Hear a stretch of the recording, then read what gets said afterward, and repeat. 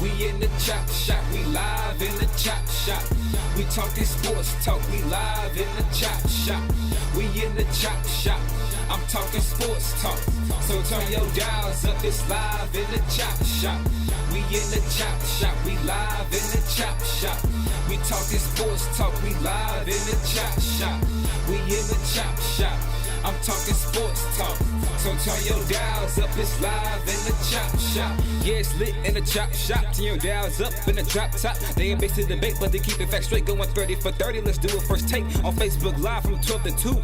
Rob Hatter and Jim Hicks going back and forth like Carter Ray, Skip Bayless, and Stephen Smith. From on the court, off the court, straight to the field. Not a man that steals, but I made it steal. To the octagon where I fight to kill. We go face to face, then you write your will. I don't play tennis, but I bring the racket. I'm on the floor, I attack the basket. Put you in the casket when I'm overlapping. Never showing mercy, cause I'm always snapping. Never showing mercy when I'm in the arena. Step into the ring, he hit me as I beat him. Step into the court, I'm never backing down. Killing competition, I'm smacking down. Let me get back to the other stuff at the chop shop, cause they cutting up. It's retro, coming to you live to the chop shop. Now let's turn it up. Yeah, we in the chop shop, man. Shout out to Jim Hicks and Rob Hatter. You can catch the chop shop live from 12 to 2 on Facebook Live. Let's get it. We in the chop shop, we live in the chop shop. We talking sports talk, we live in the chop shop. We in the chop shop, I'm talking sports talk. So turn your dials up, it's live in the chop shop. We in the chop shop, we live in the chop shop. We talking sports talk, we live in the chop shop. We in the chop shop, I'm talking sports talk. So turn your dials up, it's live in the chop shop.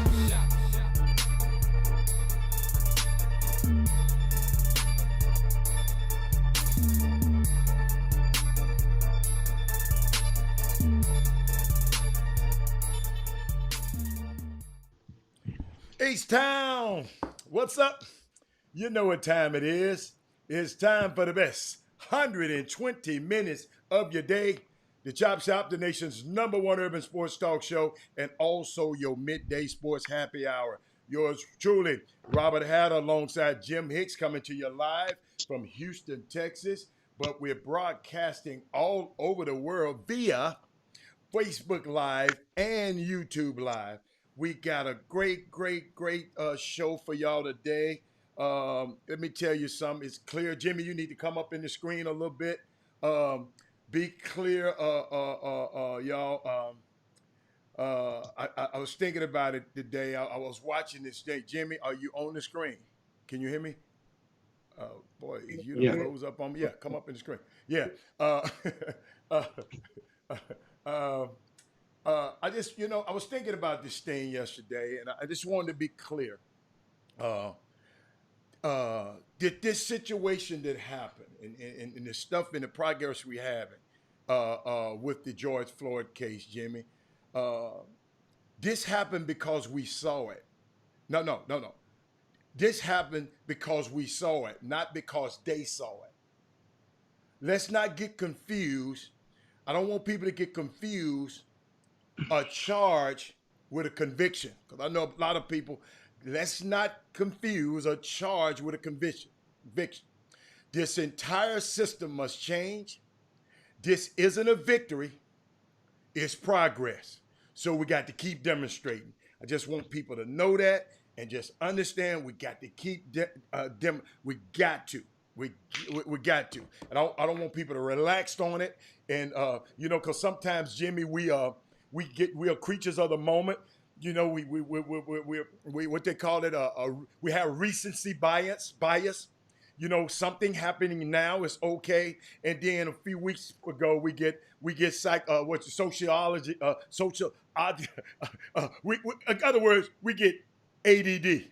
You know what I'm saying? You know how people just let things go. So let's keep and I got some information from y'all about this topic a little later in the show. But I know we got some great guests come on today. It's so unique. These young men that's on the show today, Bobby Benjamin and Big E Davis, Irvin Davis. It's so unique that these young men Jimmy, Jimmy ran the whole gamut of Summit basketball. He brought in the sneaker teams. He brought in other people. He brought in directors. He brought in this and he brought in, and now he bringing in guys just in the trenches. Don't have a sneaker contract. But let me tell you something. These two guys right here, Jimmy did it again. Jimmy, these two guys right here got a special a place in me because I happen to know both of these guys, and proud of them. I'm glad. And then Brooke Richardson wanted to come back on the show, so it's gonna be a great Thursday. What you call it, Jimmy? Baby Friday, and it's a lot of things going on out there in the sports world. And I know y'all want to talk about that guy up there in New Orleans. I mean, we can talk about that, but Jimmy, we got a Oregon State students. Getting put off the team because of racist stuff. So, Jimmy, this stuff is so crazy. But where you want to start, I'm gonna make it happen. I mean, we start around the horn. Drop a couple of nuggets, of course, as we welcome to the Chop Shop, guys. If you're a first-time viewer, this is not your ordinary type sports talk show. We are based out of Houston, and we basically, in our reach is around the globe. And this is a great show. I'm just going to tell you the gritty ground rules. We're streaming live on Facebook and YouTube simultaneously. If you're on the YouTube page right now, give us a thumbs up. If you're on Facebook, this is the perfect time to share the show with your timelines, with your group, your hoop groups, sports groups, as well as your friends.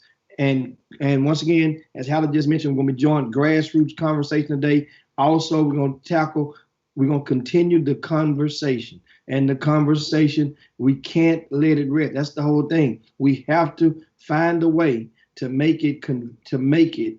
We got to get comfortable making things uncomfortable, with the hope of making it comfortable for white folk to talk in the dialogue with us. And that's the whole key. Jimmy, I got past dialogue. We need action now.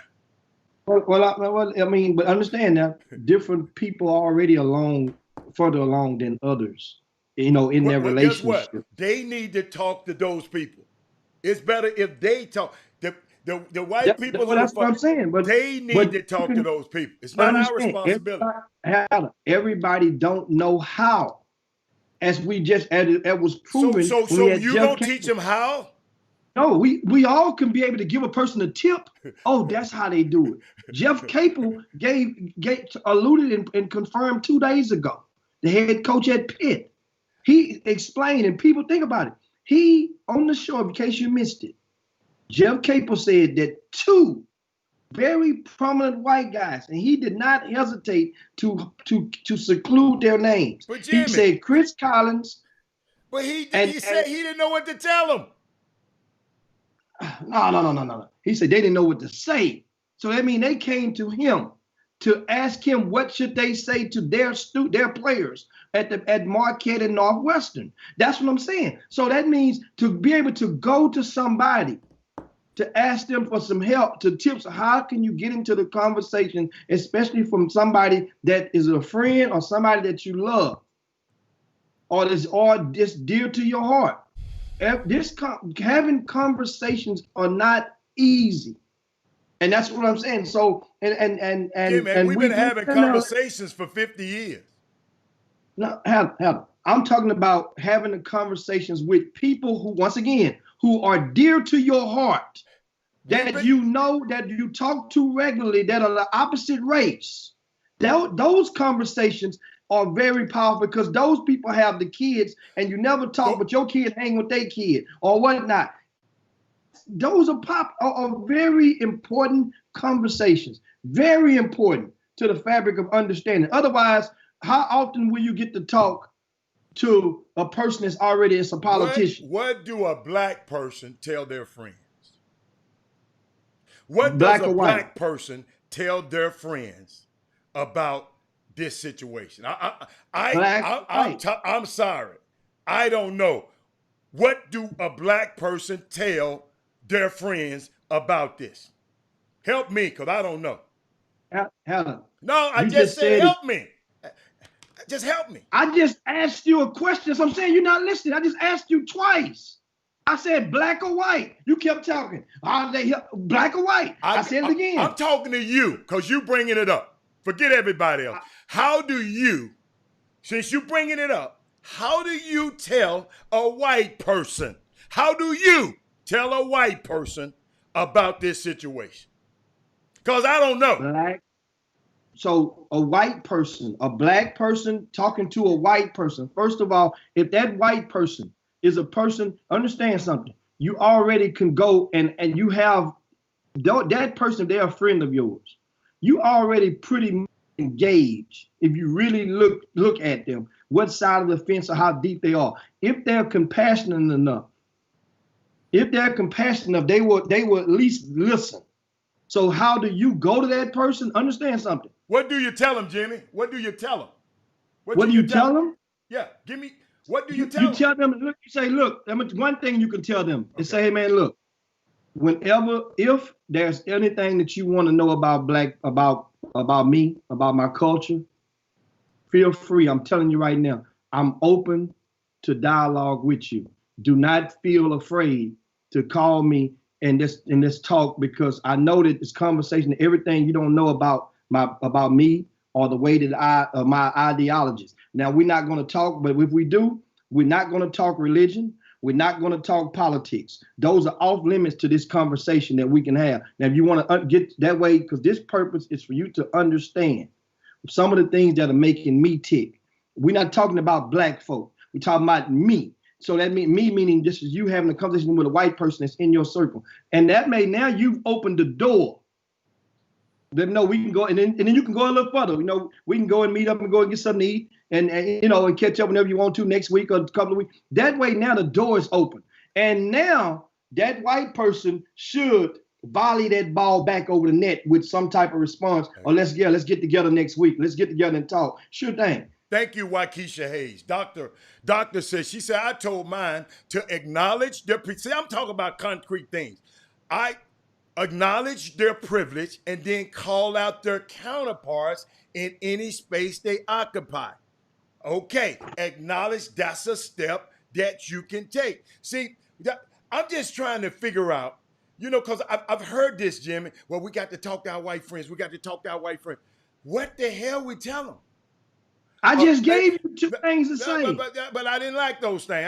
I ain't gonna tell them that. Oh, I like what Jimmy, I don't have to like the things that you say. It's not about what you like in the day. It's saying I ask you if I go to talk to my white friends, what do I tell them?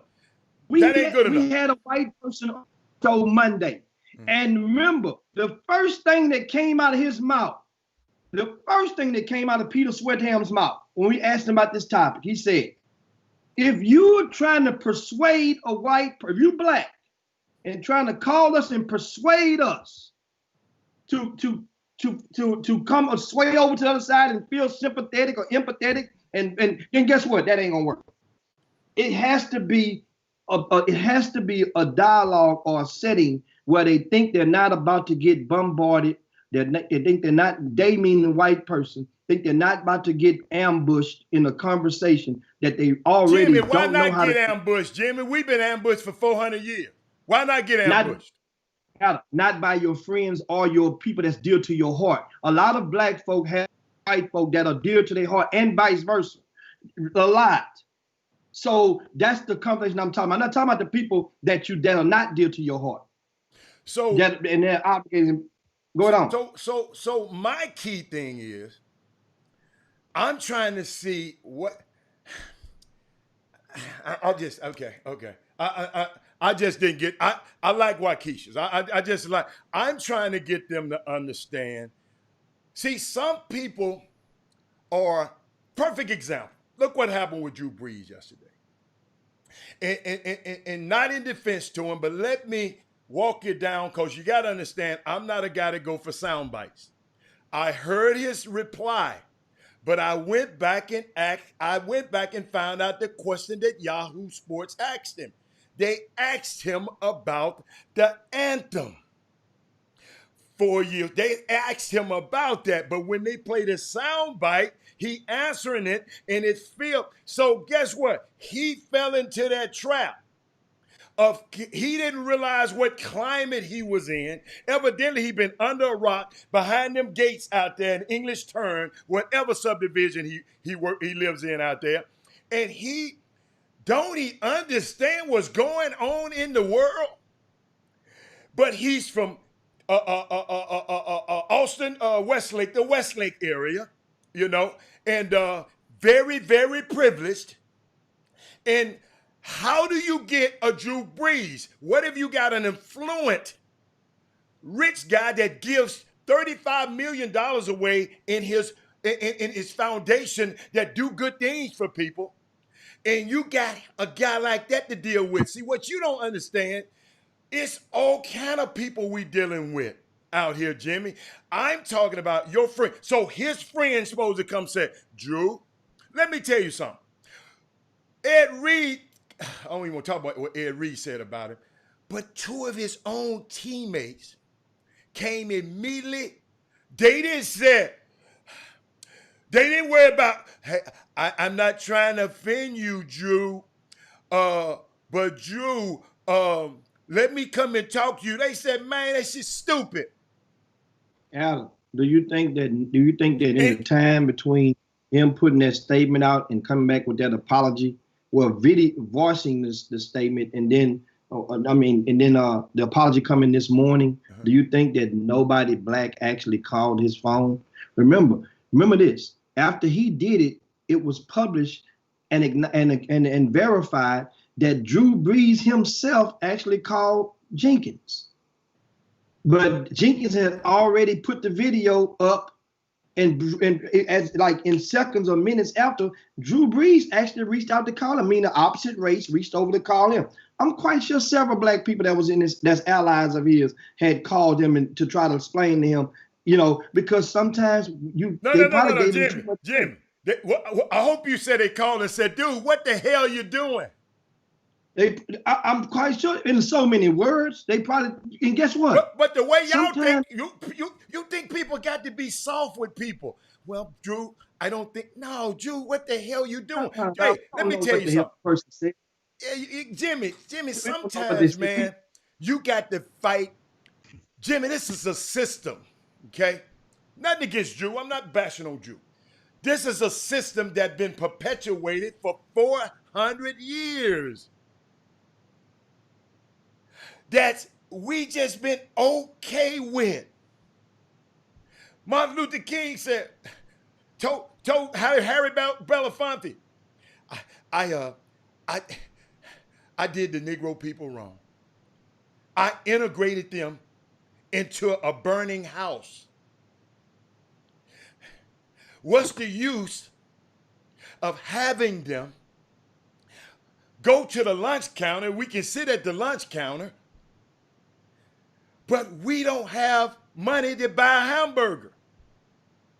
I got to get these people to quit worrying about civil rights. We done got there. And let's fight for civil rights. Because Anthony Weston so eloquently say on this show all the time, when we put ourselves in financial situations, people will listen to us. I'm not really worried about what Drew Brees doing. My whole aim is, it's three things, Jimmy. And if Drew Brees can help me with this, Jimmy, this the narrative. I don't want nobody, because we get off and get talking about all this other stuff. This the narrative, black people. We got to fight police brutality. We're fighting racial inequalities and social justice. That's what we're fighting. And Drew Brees was not sensitive to any one of those matters yesterday. Sometimes we get the looters and everything. Colin Kaepernick, he knelt for these three things that I'm talking about right now. And a guy, a white quarterback who Martellus, I hope y'all go follow Martellus Bennett on Twitter. Jimmy, I promise you, and I understand, we got to, people got to be open. Now, people, Drew Brees know better. I'm sorry. Cause That's the hold on. That's mistake. That's mistake number one. That's mistake number one. We keep thinking that we keep giving them too much credit and thinking that they know better when it comes to relations and their understandings of us. Okay. Whoa. If his ass didn't know better, since you want to take up for him, since you think his ass didn't know better, Jimmy, 24 hours, 12 hours, Jimmy Hicks. Don't change. Did you see what he wrote in 12 hours? How in the hell all of that changed in 12 hours? Hold on. How you know he wrote it? Well, he released it. Exactly. We know what he said. So guess what? He know better. I didn't like his response in this Seville. I'm glad you loved his response. He ain't the first, and he ain't the only person that's apologized this week. Denver Broncos coach also apologized this week, similar from his statements. They're not the only ones to apologize. You know what happens when you do that? They make an economic decision by sending that press release out. Neither one of them has came out with the same vocals that they had when they initially came. But we got to get to our guest right now. Oh, man, we just passed over Bobby. Is he in the screen? I haven't seen him. Oh, he's there. Yeah. Oh, go and introduce our guest. My bad. So, of course, we get right up into it. And we got, of course, Grassroots Talk. We're going to continue the conversation. As you guys see, make sure you share the show and take out this time right now. Share the show. If you're on the Facebook feed, if you're on the YouTube feed, keep the conversations going. Understand, these types of convos are therapeutic, if nothing else. I love it. For somebody.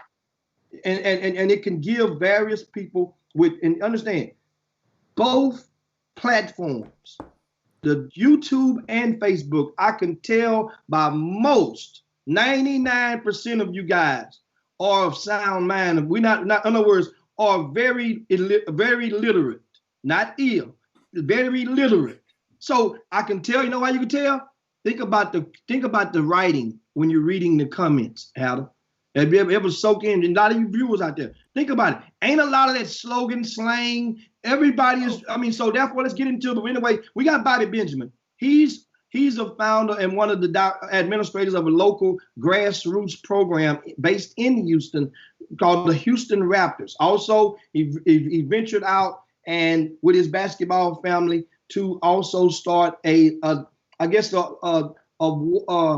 want to call him, we'll let him describe it in a minute, but Extra Eyes Media, it started out as to give an extra set of eyes to a lot of the college coaches about prospects in the area. So we're going to welcome Bobby Benjamin. He's been doing great things with his basketball family in the area, and we have to acknowledge him on this Baby Friday. What's going on? There you go. Bobby, what's up? Take your mute out, baby. I like it. Take your mute off. I got you. Okay. Yeah, you good. Yeah, there you go. Hey, how y'all doing, fellas? We're doing great. What's going down? Going down? We got you. All right, now tell us, Houston Raptors, when was it formed and what made you form the Raptors? Because most people that form a grassroots team nowadays, as one of the vets yesterday hinted to, is normally a relative or their own son. And that's how, but how did you guys spurn this project into action? I actually played for the Houston Raptors in like 1994. Was a guy, Mike Owens and Jared Owens.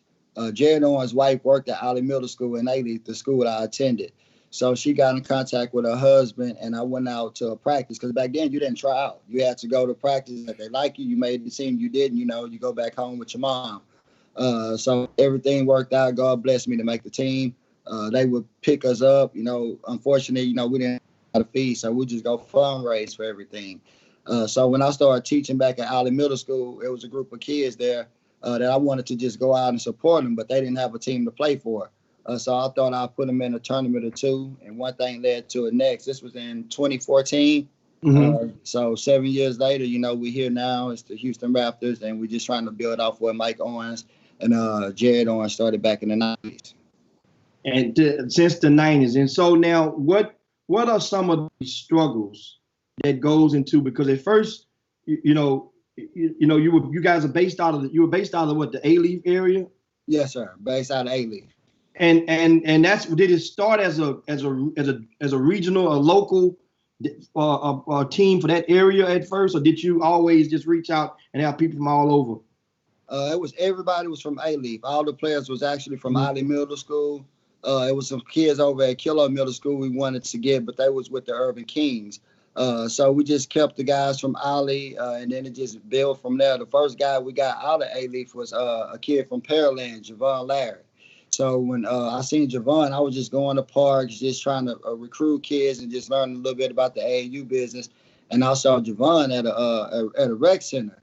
And I was like, man, forget, A-Leaf is cool. We go extend a little bit because I want this kid. So Javon was the first kid outside of A-Leaf that we added to the team. What grade was he in there at the time? That was 8th grade. All the guys was in 8th grade at the moment. So you got this kid, he played with you for a couple of years, and normally when you get, and Javon Lowry ended up signing with, I think, Louisiana Lafayette, Division I, Yes. from Pearland High School. So normally, when a lot of programs of such in various cities, well, big cities that is, find a talent. If that talent is good enough and progresses and develops, then normally the sneaker program will come and attract that kid away. So has that happened to you? Of course. Right after our first season, going into the 9th grade, we also had Darian Gibson. Who was at Spring Woods over there. His dad is the head coach, Joe Gibson. The Houston Hoops grabbed him going into the 9th grade.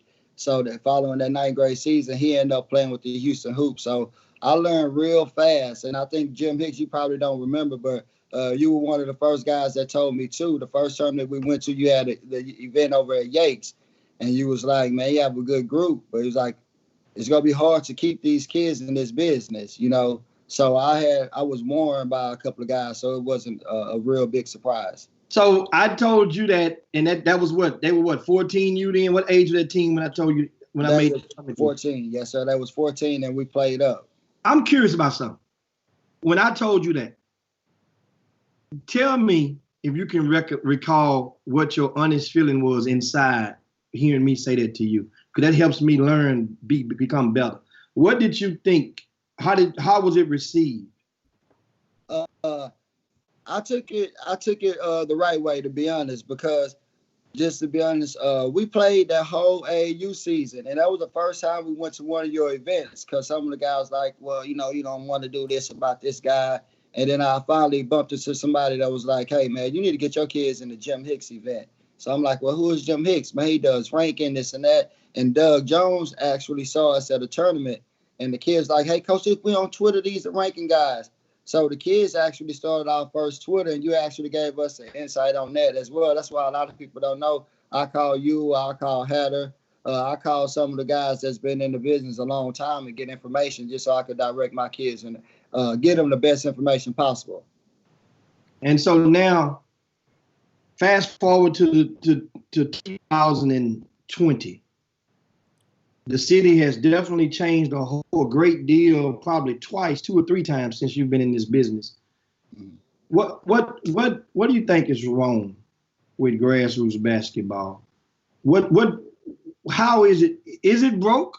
And if so, how can it be mended? I don't think it's broke, just to be honest, because as you see all the kids getting offers, no matter what level of division that they're signing with. When you have all the kids in Houston that's getting these offers, I can't say that it's broke. Do I think it could get better? Of course. I think, it's a lot of things that we could do to make the AAU scene better. But I wouldn't say that it's broke, because at the end of the day, we started to help kids get to college. And so we look and we see a number of kids that's actually getting opportunities to play on the college level and further their education. So I wouldn't say it's broke. Can it be fixed, and can some things get better? I think it's a lot that we could fix and make better just so we can increase these numbers, but I definitely wouldn't consider it broke. Give me one. If you was on the commission, we put you on the commission today. Give me one. Just give me one thing that will make it better. Just give me one idea or one request that you would have that'll make it better.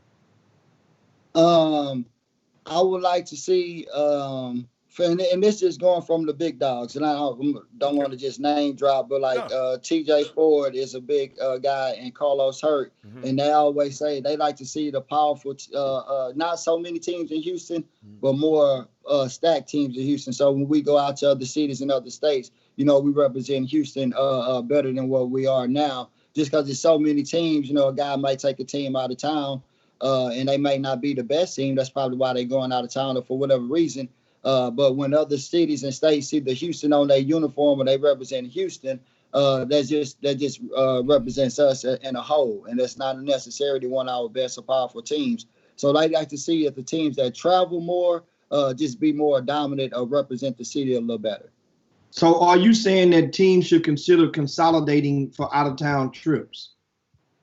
Yeah, I think as far as to expand on a big level, and this, like I said, it's just from speaking from guys that's been in the business and played on the circuit teams, because I never played on the circuit team. So I like to take advice from guys that's dealing on a higher level. So I think that will help out the city and such. And Bobby, I watch y'all over the years, and that request you just said, I think that's a pipe dream, because so many people think about it, Bobby. You would want our top players to be on one team, but who's gonna control that team? So how do you? I mean, I'm just really expanding on your request. You said that's one of your druthers. You would want to see us send a stronger team nationwide, but the Houston Hoops was strong. They made the Final Four in the Peace Jam. Now we should have been making our next top team. One of the other teams, or the sneaker teams, Under Armour and Adidas, making sure those guys have the top teams. But what does it do for the guy like you who don't have that? So you'll never have a chance to represent or, work with those top players. Maybe one of those guys in your program, you might have to put that guy with that program. So how would that work?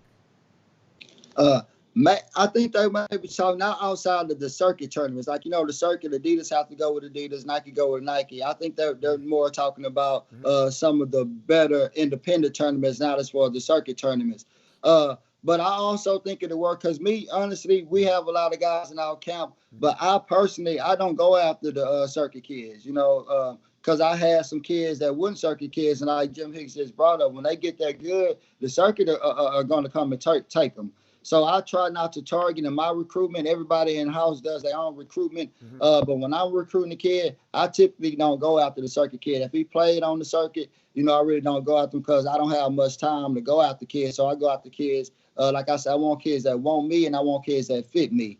So we do have D1 coaches, but most of our college base, as far as the coaches we connect with, they not the D1 coaches. We do have 20 or 30 D1 coaches that we communicate with, but most of the coaches we communicate are on the D2, the D3, the NAIA, the JUCO level. So those are more the kids I target. I don't really target those kids. And Bobby, I want to add something, because a lot of people don't know this, and I'm glad you're on the show.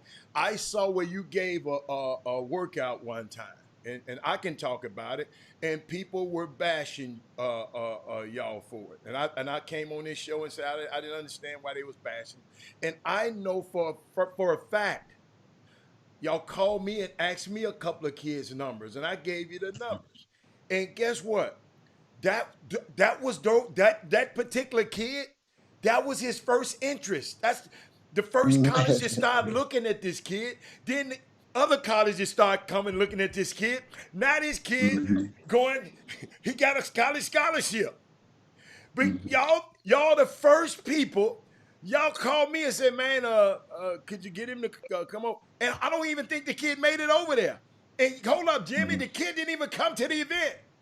But y'all still pursued and got the coach. Y'all got to hear this, ladies and gentlemen. Coach Bobby, you don't have to tell it. And got the coach to come over to the guys' activity period the next day. I said, whoa. Then I looked at all them tweets and people talking all that negative mess. some of y'all need to shut the hell up on Twitter. And serious. Some. If you're not part of the solution, man, just shut up. I ain't gonna tell no grown. Excuse me. Just be quiet. Because, Jimmy, that's how we have to talk to him. Just be quiet. Okay? But Bobby, I saw that. Tell me what makes y'all. I don't know if nobody else is really just doing just that. So what makes that? What make you do that? Like I said, it was like I didn't start the program, for money or this. If I'd have known everything that's involved in AAU, I probably wouldn't have put them kids in the tournament. But once I got started, it was so much time consuming and it was taking up so much money. My goal was to send those kids to college. So that's what started Extra Eyes, because I was like, well, there's no way I'm gonna send them to college. I don't know any college coaches. So I started connecting with college coaches. And the first thing I noticed, they wanted some of my players, but they asked, hey, this kid from over there at this high school? So I was like, I saw him play a time or two, but I don't know of him that much, to speak on this game. So that just brought me to the idea like, hey, well, you know what? I need to get out and I need to get more kids. I got some guys on the staff that want to get out. So we just started to get out so we could learn more kids to build relationships with the college coaches. So that's how we started inviting kids in for free, because I was like, well, I don't care how much it costs us. We're going to build these relationships with the college coaches. That way, this AAU program will be known for sending kids to college. And so that's basically how we started sending kids in from other AAU programs, because other college coaches, they want us to know about more than our kids. Yeah, they like some of our kids, but Houston is so wide and they have so much talent out here. So we just started bringing other guys in as well. So now, Extra Eyes Media, do you guys are you guys applied for an NCAA approved scouting service, or you just do it pro bono? Once again, I watched the Chop Shop. I got the idea from you. So I'm like, man, I'm going to send these kids to college. And Hicks, you was on the Chop Shop. And you was, man, everybody need to go get a scouting service. Anybody get in, they just promote their own kids on there. So I'm like, well, everybody got one? Oh, okay, well, I'm going to get one. But I'm going to do it a little different. So that's basically what the idea came from. So, and you was like, well, it's so easy to get your certification. So I looked in the certification, and it was easy. But when I realized, hey, man, you got to get the IRS involved in this. Like, you got to have a subscription. I was like, I don't know that much about the business right now. I just want to help the kids. So I'll leave that part out of it until I really learn how to help. So when Gary and everybody came along, that's Gary department. So you missed the day. You did not sign up. No, actually I did, Hicks. To be honest, I went through the whole format and everything. And when they got a title, when I had to put my taxes involved, I was like, well, right now I'm just getting the teaching, and I'd rather just help. And thanks to A-Leaf, get it. Y'all need to go apply for A-Leaf if you're looking for a job, because they paying good enough to where I could just I was like, I'll just use my extra money to the side to get off the ground and learn the business more before I get my taxes involved. Man, I have kids in the family. I'm gonna give you a good tip. For those coaches, you mentioned most of the coaches that you communicate with regularly are non-Division I, correct? Correct.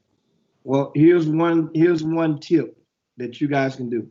When you're talking to those guys and they asking you about players, they know you've been doing it pro bono. Yes, you let them know already. Start planting your seeds. Hey, coach, next year we're going to be for profit. So now I'm letting you know right now. I'm gonna continue to help you, but then I'm gonna need your help when it's time to cut that check in 2021. Are you with? And guess what? Most of them gonna say, "Sure, I got you." So that means now the ball is on you. Just go and just send them an invoice. So I got a question, 2021 comes. So the non-Division I coaches are not under that same rule. I'm not sure because I don't have many of them. I'm not sure, but they sure ask. Because if he getting an invoice, Jimmy, that's where the tax things come in, and he just said he wasn't ready for that yet. I understand that at that time, but he got a year, Adam. He got a whole 12 months to get ready for that, because know why? He knows he's leaving money on the table. And everybody out there for their efforts and even parents would want you to Get be paid able for to. your effort. There's a Yeah. way for you to get compensated for your efforts, for out there helping people and helping their kids to get a free education or next to free. Then guess what? Ain't nobody mad at it, because especially when they find out, or when you find out they're gonna be paying, that some of those same colleges are paying somebody else who's sitting on their ass. Yes, sir. Okay. That's what And makes a lot of people get and mad. Bobby, guess what? Yes, sir. It don't have to be you. Find Mhm. somebody who's comfortable with letting people know about their Yeah. taxes in your crew. It's comfortable. You Yes, don't want sir. nobody to know how much money you make. I don't blame you. So you just find somebody in your crew, you know, because sometimes, I mean, dude, it's a way to be done. Y'all are doing, let me tell you something, man. Y'all are one of the, I've been watching y'all. I think I told Gary this, and I just watched y'all from afar. I didn't know y'all at first, but I was just watching. I said, every time a basketball goes up, these guys are there. Every time. And I said, wow. And then, hey, then extra eyes. Okay, well, Houston got 4 or 5 million people in it.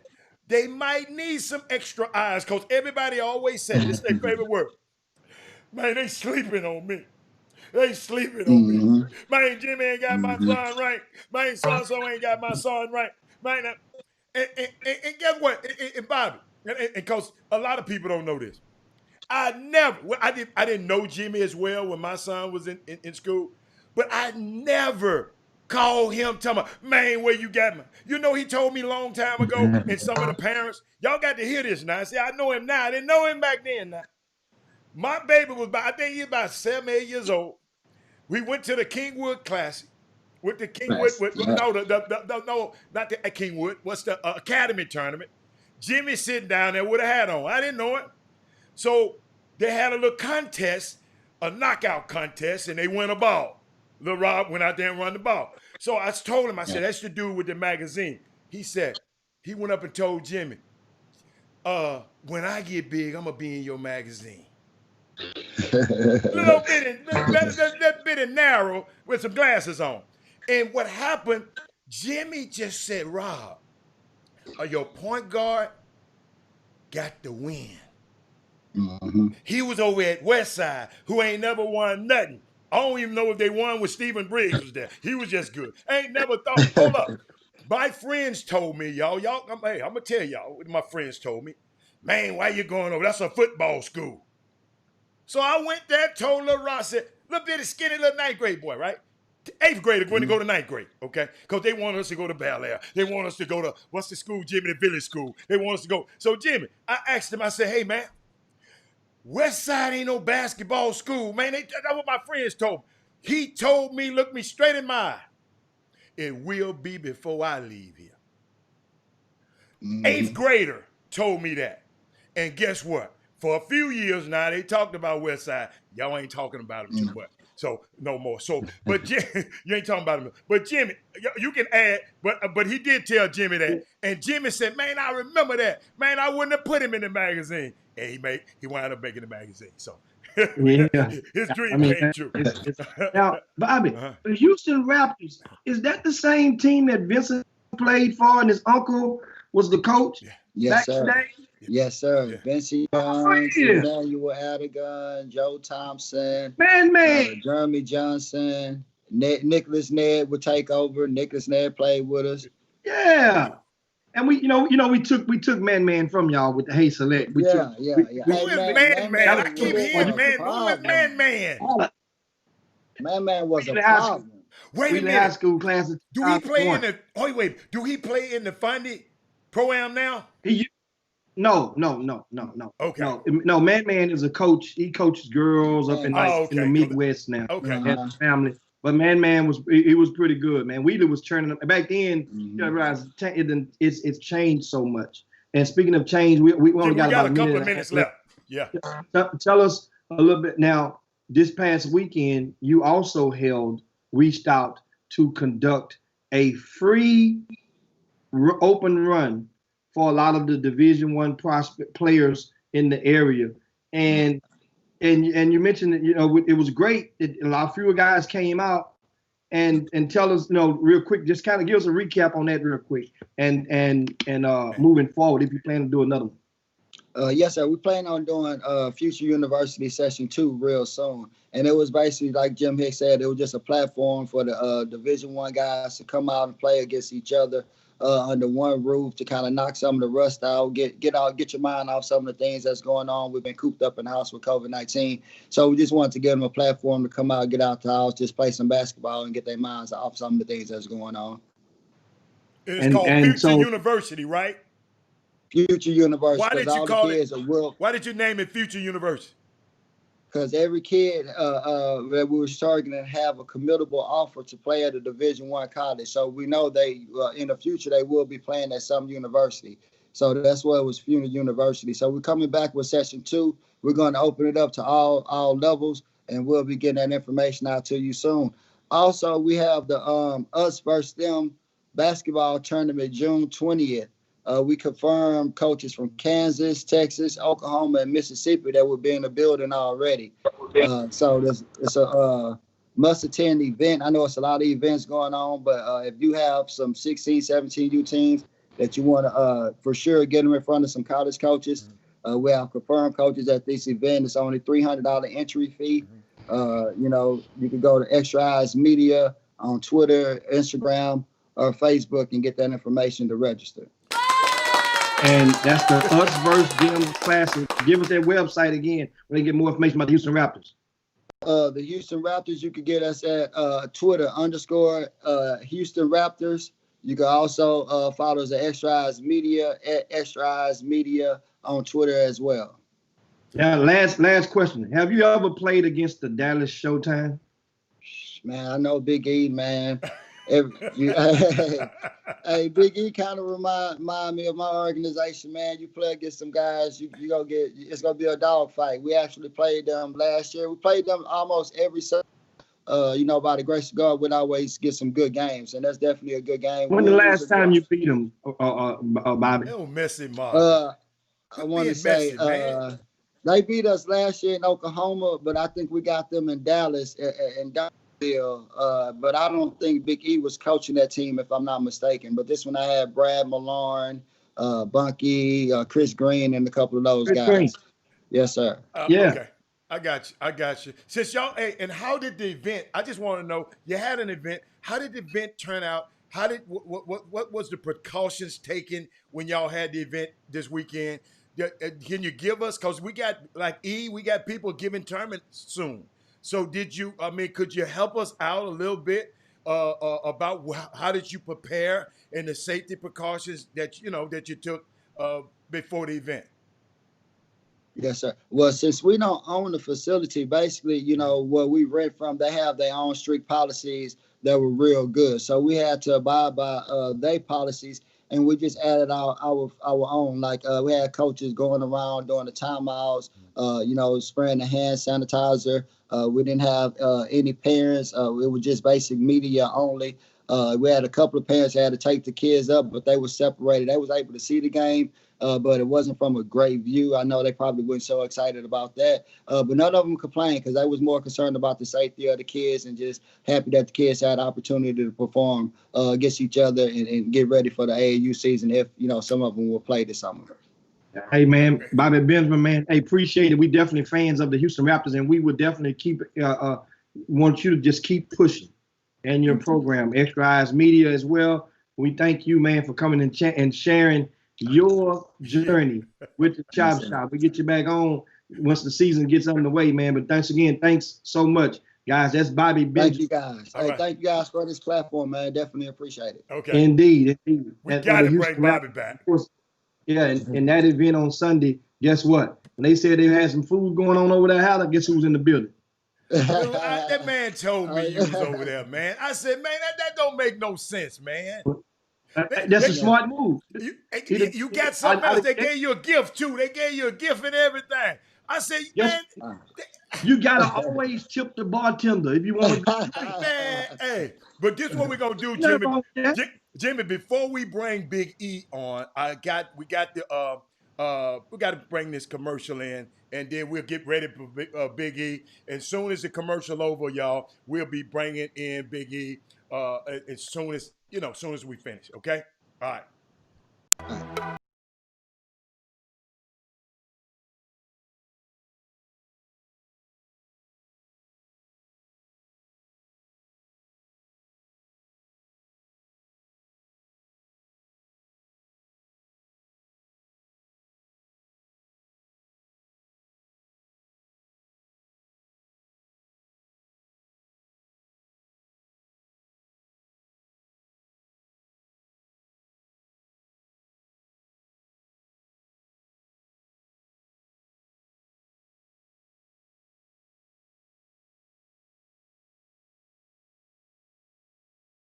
chopshop.com and get registered today.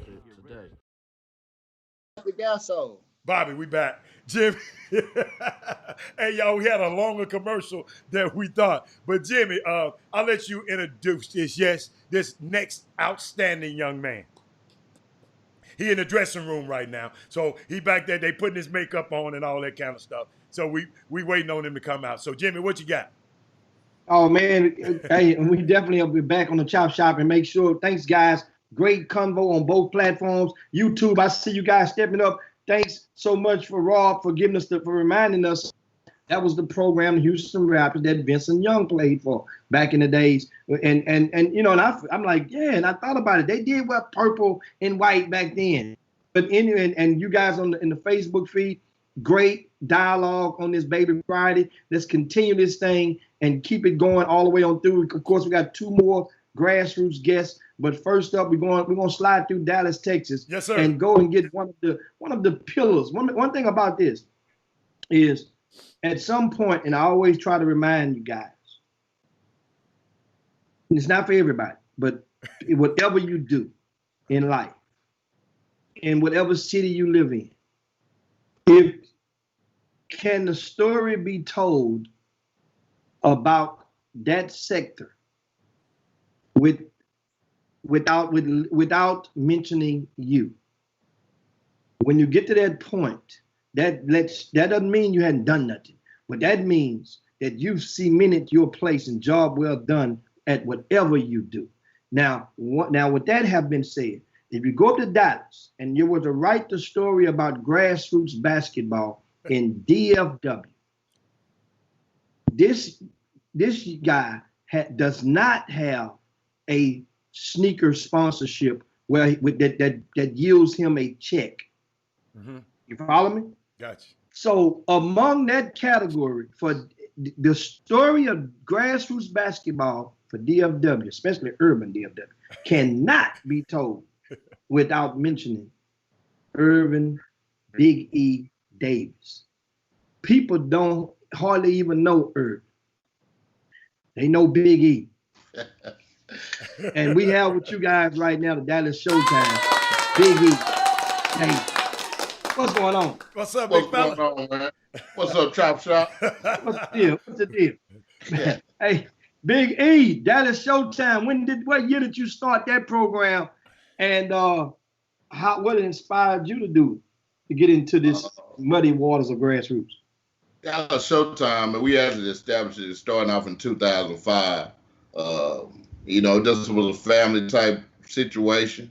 You know, I had been with Rodney Johnson, a good friend of yours, for a little while, and while I was working at the University of North Texas, and just kind of decided to expand out. My dad, he allowed me to coach when I was still in high school, coach my brother with a group called All in the Family. So that's kind of where I got the little family aspect of it with FOE, family over everything. So, you know, the Gorillas just kind of came. That was a given nickname. I mean, people just said, I was saying, here come them Gorillas. So, you know, we just ran with it, you know, and it's been a joy, man. My whole deal was to give back, man. It was to give back. You know, I was an inner city guy that made it out, you know, got my degree, went and got my master's degree and all that type of stuff. And I just wanted to show these kids that, you know, you can do it too. I mean, you can get out there, you can use basketball as a tool, no matter if it's to play or the coach or whatever. You can use that as a vehicle to get wherever you're trying to get to. So that was the main reason. Why do you think that? Well, first, twofold. Do you think that Dallas Showtime at some point, what year was it, if so, that you have no doubt that y'all were valid or credible to be granted a sponsorship? The first year. What year was it? The first year. And I was gonna ask you second fold was based on what and what happened to prevent that from happening? I don't really know what all prevented it. You know, we had a little deal with Pump and Run with Adidas, and it kind of went, you know, when we kind of broke up, they didn't know which way they wanted to go. But off that first team, I had Justin Mason, who went to Texas, Marquez Haynes at Boston College, you know, Georgia Dufo, I went to Arizona State, I mean, we had 9 D1s on there, 4 or 5 highs, and the rest of them were me. Dwight Thorne went to Colorado. Justin Butler was at Tulsa. So Robert Williams, they really had signed with UTEP. So we went on, we established ourselves to get some really good teams. And then even later on, when you go back to the group with D'Angelo Allen, Keenan Evans, and Nick Babb, I mean, we were supposed to get the deal right after we won the Under Armour championships for the 16s. And then my man Ted Ledoux got fired or got let go that next day when we were supposed to get the Under Armour contract, and it didn't happen. So it was just bad luck a couple times. Wow. And now you guys are Dallas Showtime. You mentioned, I mean, you're still pushing through. It's 2020, 15 years later plus. So what now? What's keeping you going? Well, I'm gonna be honest. I want to answer that question as honest as I can. I haven't been chasing the shoe deal. I would love if one of them came and we could sit and talk or whatever. But the way we run our program, it's fun. It's fun to have that underrated kid like a Kobe Williams, the redhead kid that nobody knew till I brought down to your tournament, and he ended up being the highlight of the summer. Jalen Jones, who no one knew going into his junior year, hadn't even got a letter and later signed with the Dallas Mavericks. Those are the type of kids that we've had and we've had success with. That's what keeps me going. Every year it's another one. The program, we got 13, 14 teams. Kids, my family, my coaches. You see, I still got the same coaches that's been with me since the beginning. We don't got no turnover. You don't leave Showtime and go somewhere else. When you heard, it's almost like you got to cut you. You got to get cut to get up out of it. It's like a game, and we together. So, right. And if I didn't have all them, my friends, my family, and all them, I don't know if I would keep doing it. But they make it fun, and they make it where I want to be. And I know that every time we step on the court, we're gonna be competitive. And nobody don't really want to see us. They might act like they do, but they don't really want to. They don't really want to see us come at them without trying to throw some little jabs. And you don't know how many times some people just say, "Hey, yeah, they won't play y'all. They won't play. Because when they do, a couple things happen. I ain't gonna go back and rehash, but a couple different things happen when we get that opportunity. What I picked out what you said. What's so unique? Your team. You got a great team around you. If I knew nothing else about you, you said no turnover. Your family keep you going. These guys, and I know how Stacy supports you. I know how Alan Branch supports you. Because we always, we got to go. Big E coming out tournament. We got to go up there with Big. We got to go with Tony Johnson. I used to hear y'all names all the time, and it just I want to ask a question. Folk McDaniel, he was just curious and said, "Who the best team in Dallas? Summer team in Dallas?" Well, do you mean like right now, or do we mean like? We'll say right now. We can't talk about. He just said who is the? No, he said who is. He said who's the best team in Dallas. So let's get in right now. I want to say on paper right now. I want to say on paper. If I'm talking about right now, I'm gonna say Southern Assault. I think Vaughn and put together a great looking team on paper. Okay. Now Dallas Showtime never gonna be the best team. We're never gonna be the best team on paper. When we get out there, that's why I want to see how a lot of things look in a couple weekends when we get it on at the Showtime Classic. But on paper, I would definitely have to say the Assault right now. Got a great player, Harrison Ingram and Wade Taylor, and I think they recently added Jalen Tyson. Those three are the top kids in the country. So you have to definitely say them. What's the date of your tournament? The Showtime Classic. What's the date? June. Father's Day and June 19th weekend, June 19th through the 21st. Okay, gotcha.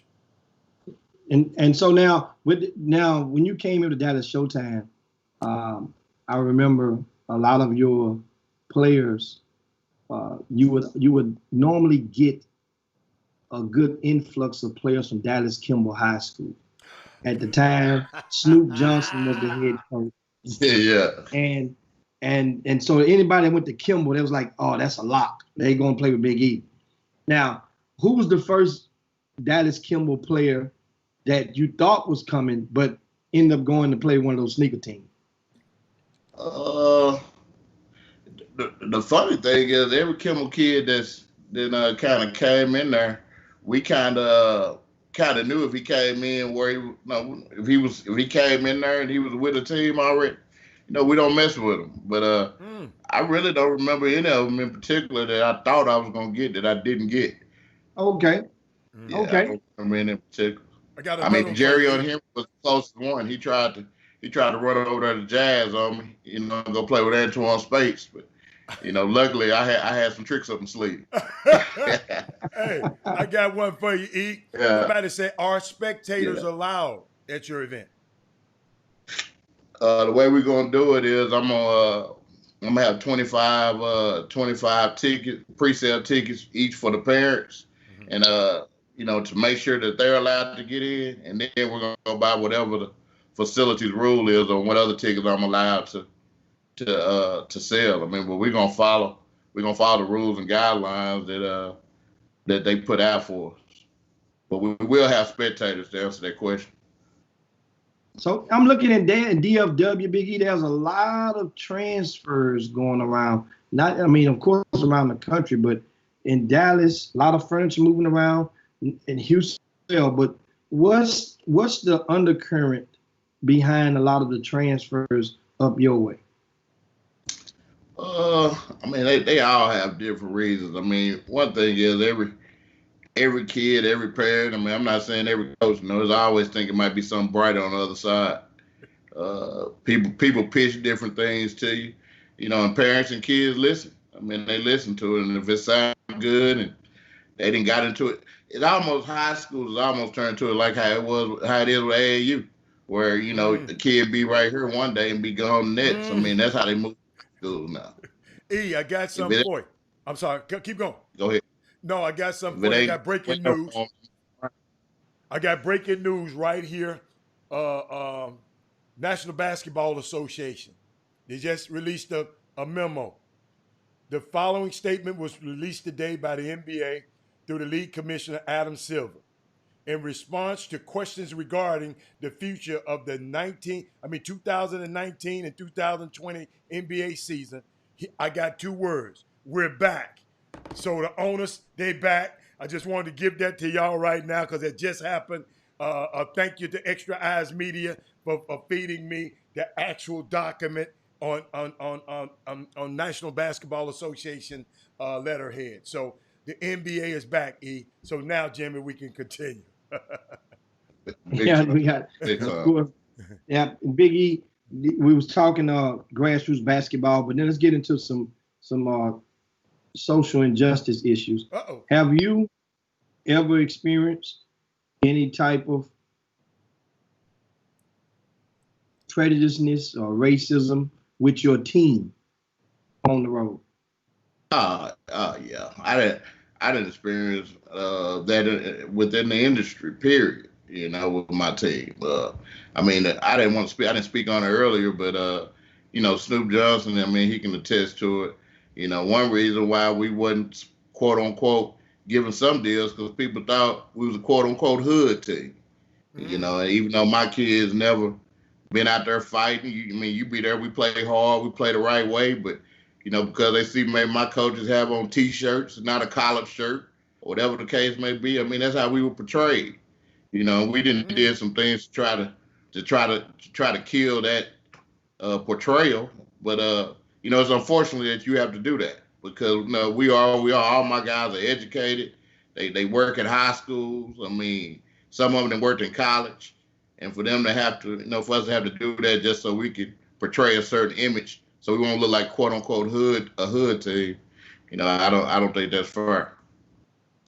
Wow, I got one for you. They just asked Jimmy. You want to ask it, Jimmy? Go on. Okay. They told me to ask you. Does you think if Jimmy, you want to stay on this? This was something from the Boom Boom Room. Jimmy, if you want to get back to the social justice, you can. But they just asked him, do you think the gap between Houston and Dallas talent is that great? I definitely think Dallas is on top right now. But as we all know, this deal goes in cycles. This deal goes in cycles, and right now we're on a pretty good run right here. But it can turn at any time. I mean, you look at that. The 2022 rankings came out today, and I think we got like 3 or 4 guys in the top 30 in the country for 2022. So we definitely doing our thing right now. But one thing about Houston, I know they come. Yeah, and that's indeed, and in regard to it does go in cycles, and that's the part that a lot of people try to ignore. It's always been like that for the last 2 decades, going in cycles. Houston have a run, Dallas have a run, and then you have some people that measure it based on the high schools. Then you have others that measure it based on the bigger picture of how many, Division I that you're turning out, and that's the thing. And a lot of people don't, they have different mechanisms which they use to follow to conclude their theories of what's better. Some use the measuring stick of the rankings, the national rankings, that is, and go abroad. So now, in Dallas, notice that I posed this question to one of the guests about 2 months ago, and get your thoughts on it. Is there anybody in DFW who does a local or regional rankings of your players? Publicly posted, that anybody can access without going through a password or something? Nah, no one I know of do a local ranking. I think they scared of what the public gonna react to it. So and how about how many people cover DFW area in basketball? Would you get? I mean. Well, I know you, of course, know, I have my own recruiting service myself that I've been doing for the last 13 years, but mine isn't public, but it's certified with the NCAA. But I would want to say probably at least 8 to 10 guys that probably do it locally now. I mean, it's a lot of. So out of the 8 to 10, nobody has a public list, and I want you guys to listen in Houston. This is one of the reasons why the guys in Dallas that cover the city can always thrive and be well received and embraced. And he used the word, remember the word that Big E used, I'll quote him again.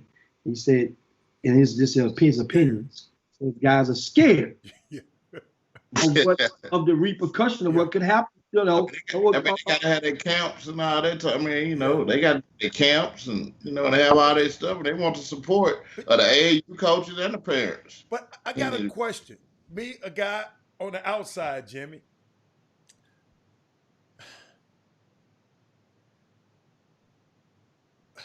What's the difference?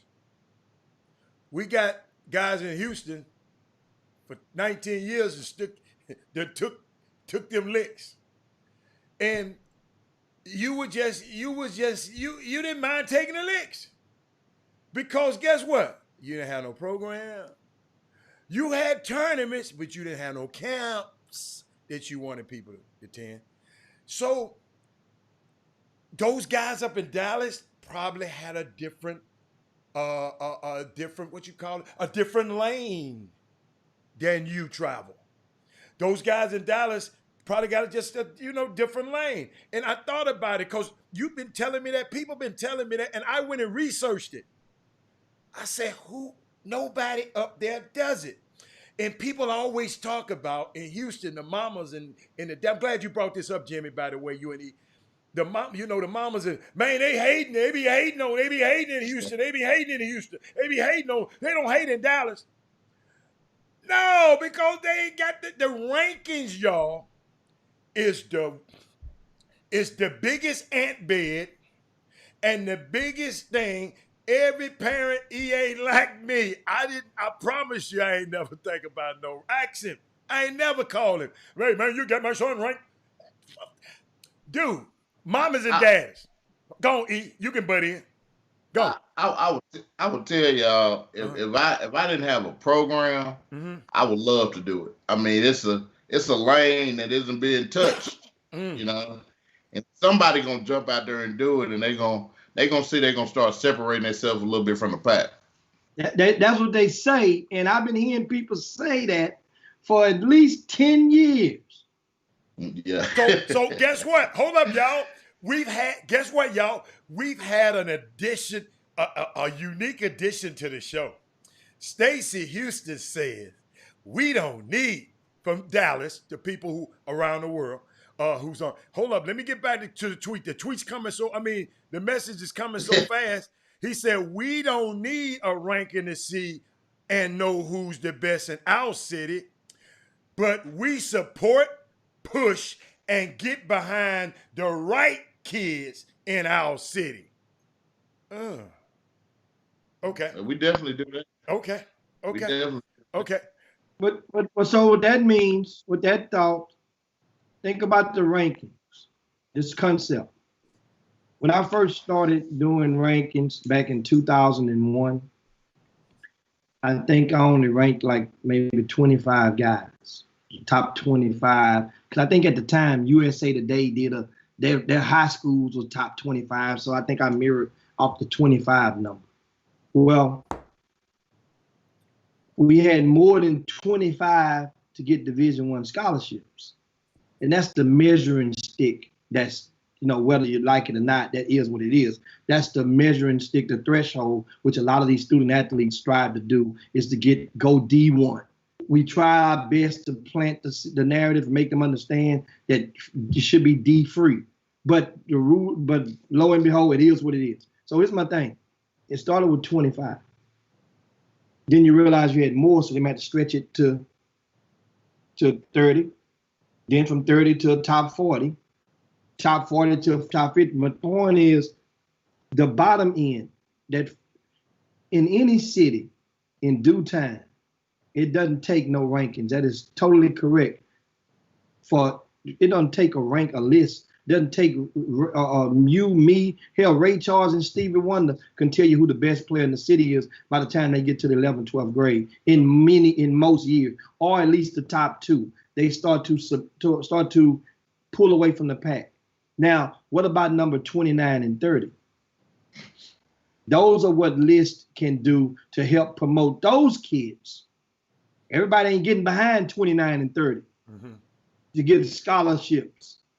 That's the part when I ask about lists. I understand the argument on the top end and getting behind, but I'm talking about those other guys. So eventually my list went from 50 to 100. Yeah. You know why? Because, and we look up as of last week in Greater Houston, out of the top 100, you know how many kids are going to play basketball in college out of the top 100 as of last week, last week of May. Was it 90? It's like 82 or something like that. Okay. Already. Yeah, that's 82%. So that means a lot of those coaches, they tell me, a lot of the non-D1s, they scroll through that list and see who's available. Yeah. It saves them time. I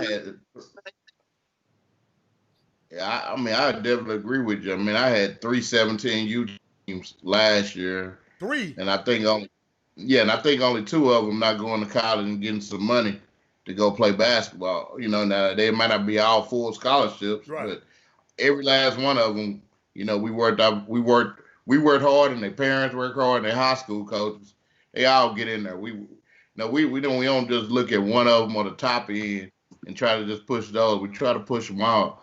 But to answer your question about that, I want to ask you a question here. How many, I'm not saying your list, but how many kids, like you said, the 50 to the 100, how many of those kids do you think get in due to somebody just doing a favor for somebody? I mean, because when they get to that close, between 100 and 150, it's not a big difference. So just by somebody throwing somebody in there, because I've seen it a lot on different people's state rankings. You're talking about rankings or division? I'm talking about rankings now. I'm talking about rankings. Okay, now ask the question you asked. How many at the bottom end do you think some people do for people just as a favor. I mean, maybe that team played in all that person's events, or maybe he sent all them people to his camp, or whatever the case may be. But you know, this other kid that's maybe 105 might really be better than that kid that you put in at 88. But just to man, yeah. Well, let me tell you, that happen a lot. My rule of thumb is this: when it comes to rank, it's really simple.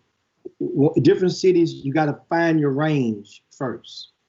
And I always tell people, it's not the rank, the numbers, the range. It's kind of like thinking of being on the front row at a concert. Nobody asks you what seat were you in. You say, I got front row tickets. Or you say, I'm on the floor. Nobody say, well, what's your seat? Now, they might ask you if they see you at the show, but tomorrow they ain't ask you, what seat did you sit in? They say, what section were you? Yeah. So the range, once I know the range in Houston. Once you get to the 12th grade, we normally going to get around 27 to 32 Division I's on the average of the last 10 years. That's the average. Well, if the average is 30 D1s out of Houston, Greater Houston, then my top 40 would probably be Division I prospects by the time they're going into their senior year. You're gonna have a marginal error, maybe 3 outside of that top 40, but you should be thriving to identify. Now, once you get that 40 to 60, as you just said, 59 can be number 41. I got you. All right? But once you get past 60, this missed me.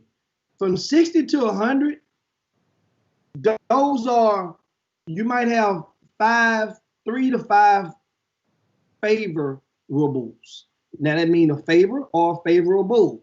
For example. But Jimmy, who on this favorables? Catch me, because I don't understand. Who gives the favor? I mean, who is empowered? Who the one control the favor? The person that's doing the ranking. Oh, I got you. Okay, come on, keep going. Okay. The person that's doing the list. Okay. Now here's how favor or favorable comes into play. Okay. If there's one kid, you understand now, you don't make it, the favorable has to be, the kid has to be able to play at some degree. But if they supported your events, Big E, and this summer team, the Circle K All-Stars came to you every doggone year, every event, and that team go 0-4 every time, but they got one little kid that might have scored 20 points a game. He had his high school now, leading his high school in scoring in some little small town 10 miles outside of Waco, right? And you got and you get down to your number 90, and you say, you know what? This kid, this gonna make his day. He ain't never complained. Dad ain't never sent no hatred email. They still support your events in your tournament. Yeah. You're gonna give his best kid from that program. That's a favor. I see. You throw him in it. Now understand, he scored 20 points a game every time he came to your event. You got the score sheet. Yeah. And he led his box in scoring. So favorable could mean if you live next door to me, or if we cousins, and my little cousin played, and they don't know that you my little cousin, and my little cousin played, I don't give a damn how good he is. He gonna be number 99. He gonna be 99. I got you. Down there, those are not Division I. I mean, that it's not taking a space away from a D1 prospect. Most lists are to identify the D1 prospects, not the everybody's a non-D1 prospect. Everybody is a non-D1 prospect that plays basketball. But you comprise those lists to help college coaches make their job easier in determining. Then they can use their own eyes and measure. But that's the thing. So we get on now. Right. Yeah, that was good. What you had, I learned something. No, Stacey Houston, it's got gym after gym. The first one he said, Jimmy, what have rankings done for you? Because what rankings done for me? Yeah, they make my life a living freaking hell. What do you mean they've done for me? They pissed me off. In return, I pissed other people off because I'm petty like that. So you piss me off, I'm gonna piss you off twice. That's what rankings do for me. But guess what I do? I know that it helps way more kids from the identity of having their name on having their name listed. It's not understand. This is not the McDonald's All-Americans. This is not how many players going. Understand, the rankings helps number 39 and 40 more than it helped number 1 and 2. That's the thing. Do say they don't mean nothing. Guess what? If when I first came into play, I used to say the rankings don't mean nothing. And I believe that. I used to go around the camps when at that time colleges could pay you to come and speak at different elite camps. And that used to be my spiel. It means rankings don't mean nothing. Then you start looking at a lot of time we look at these college websites, Heather, and you click on the roster. Do y'all ever click on the coaches and read their bios? And some of those coaches at some of these colleges, the assistant coaches, and their bios, some of them will tell you how many McDonald's All-Americans they seen that. Yes. How many players were ranked in the top 10. Some of these coaches put that in their resume. Yes, sir. I've seen that. And then when athletic directors or people started to call back in the years past to asking, doing reference checks on coaches of their ability to recruit our area. That lets you know, because coaches put on their resume, they can recruit a certain area, and they've signed so many top 5s and top 10. People, those coaches use that. So it means a value to the coaches, and it means it has merit with the kids, because if nothing else, it motivates and inspires them to prove that you got them ranked wrong. And if that can be the crack of the whip on a kid's ass to make him go faster down the track, then guess what? That's why I'm still doing it. I'll take that bullet.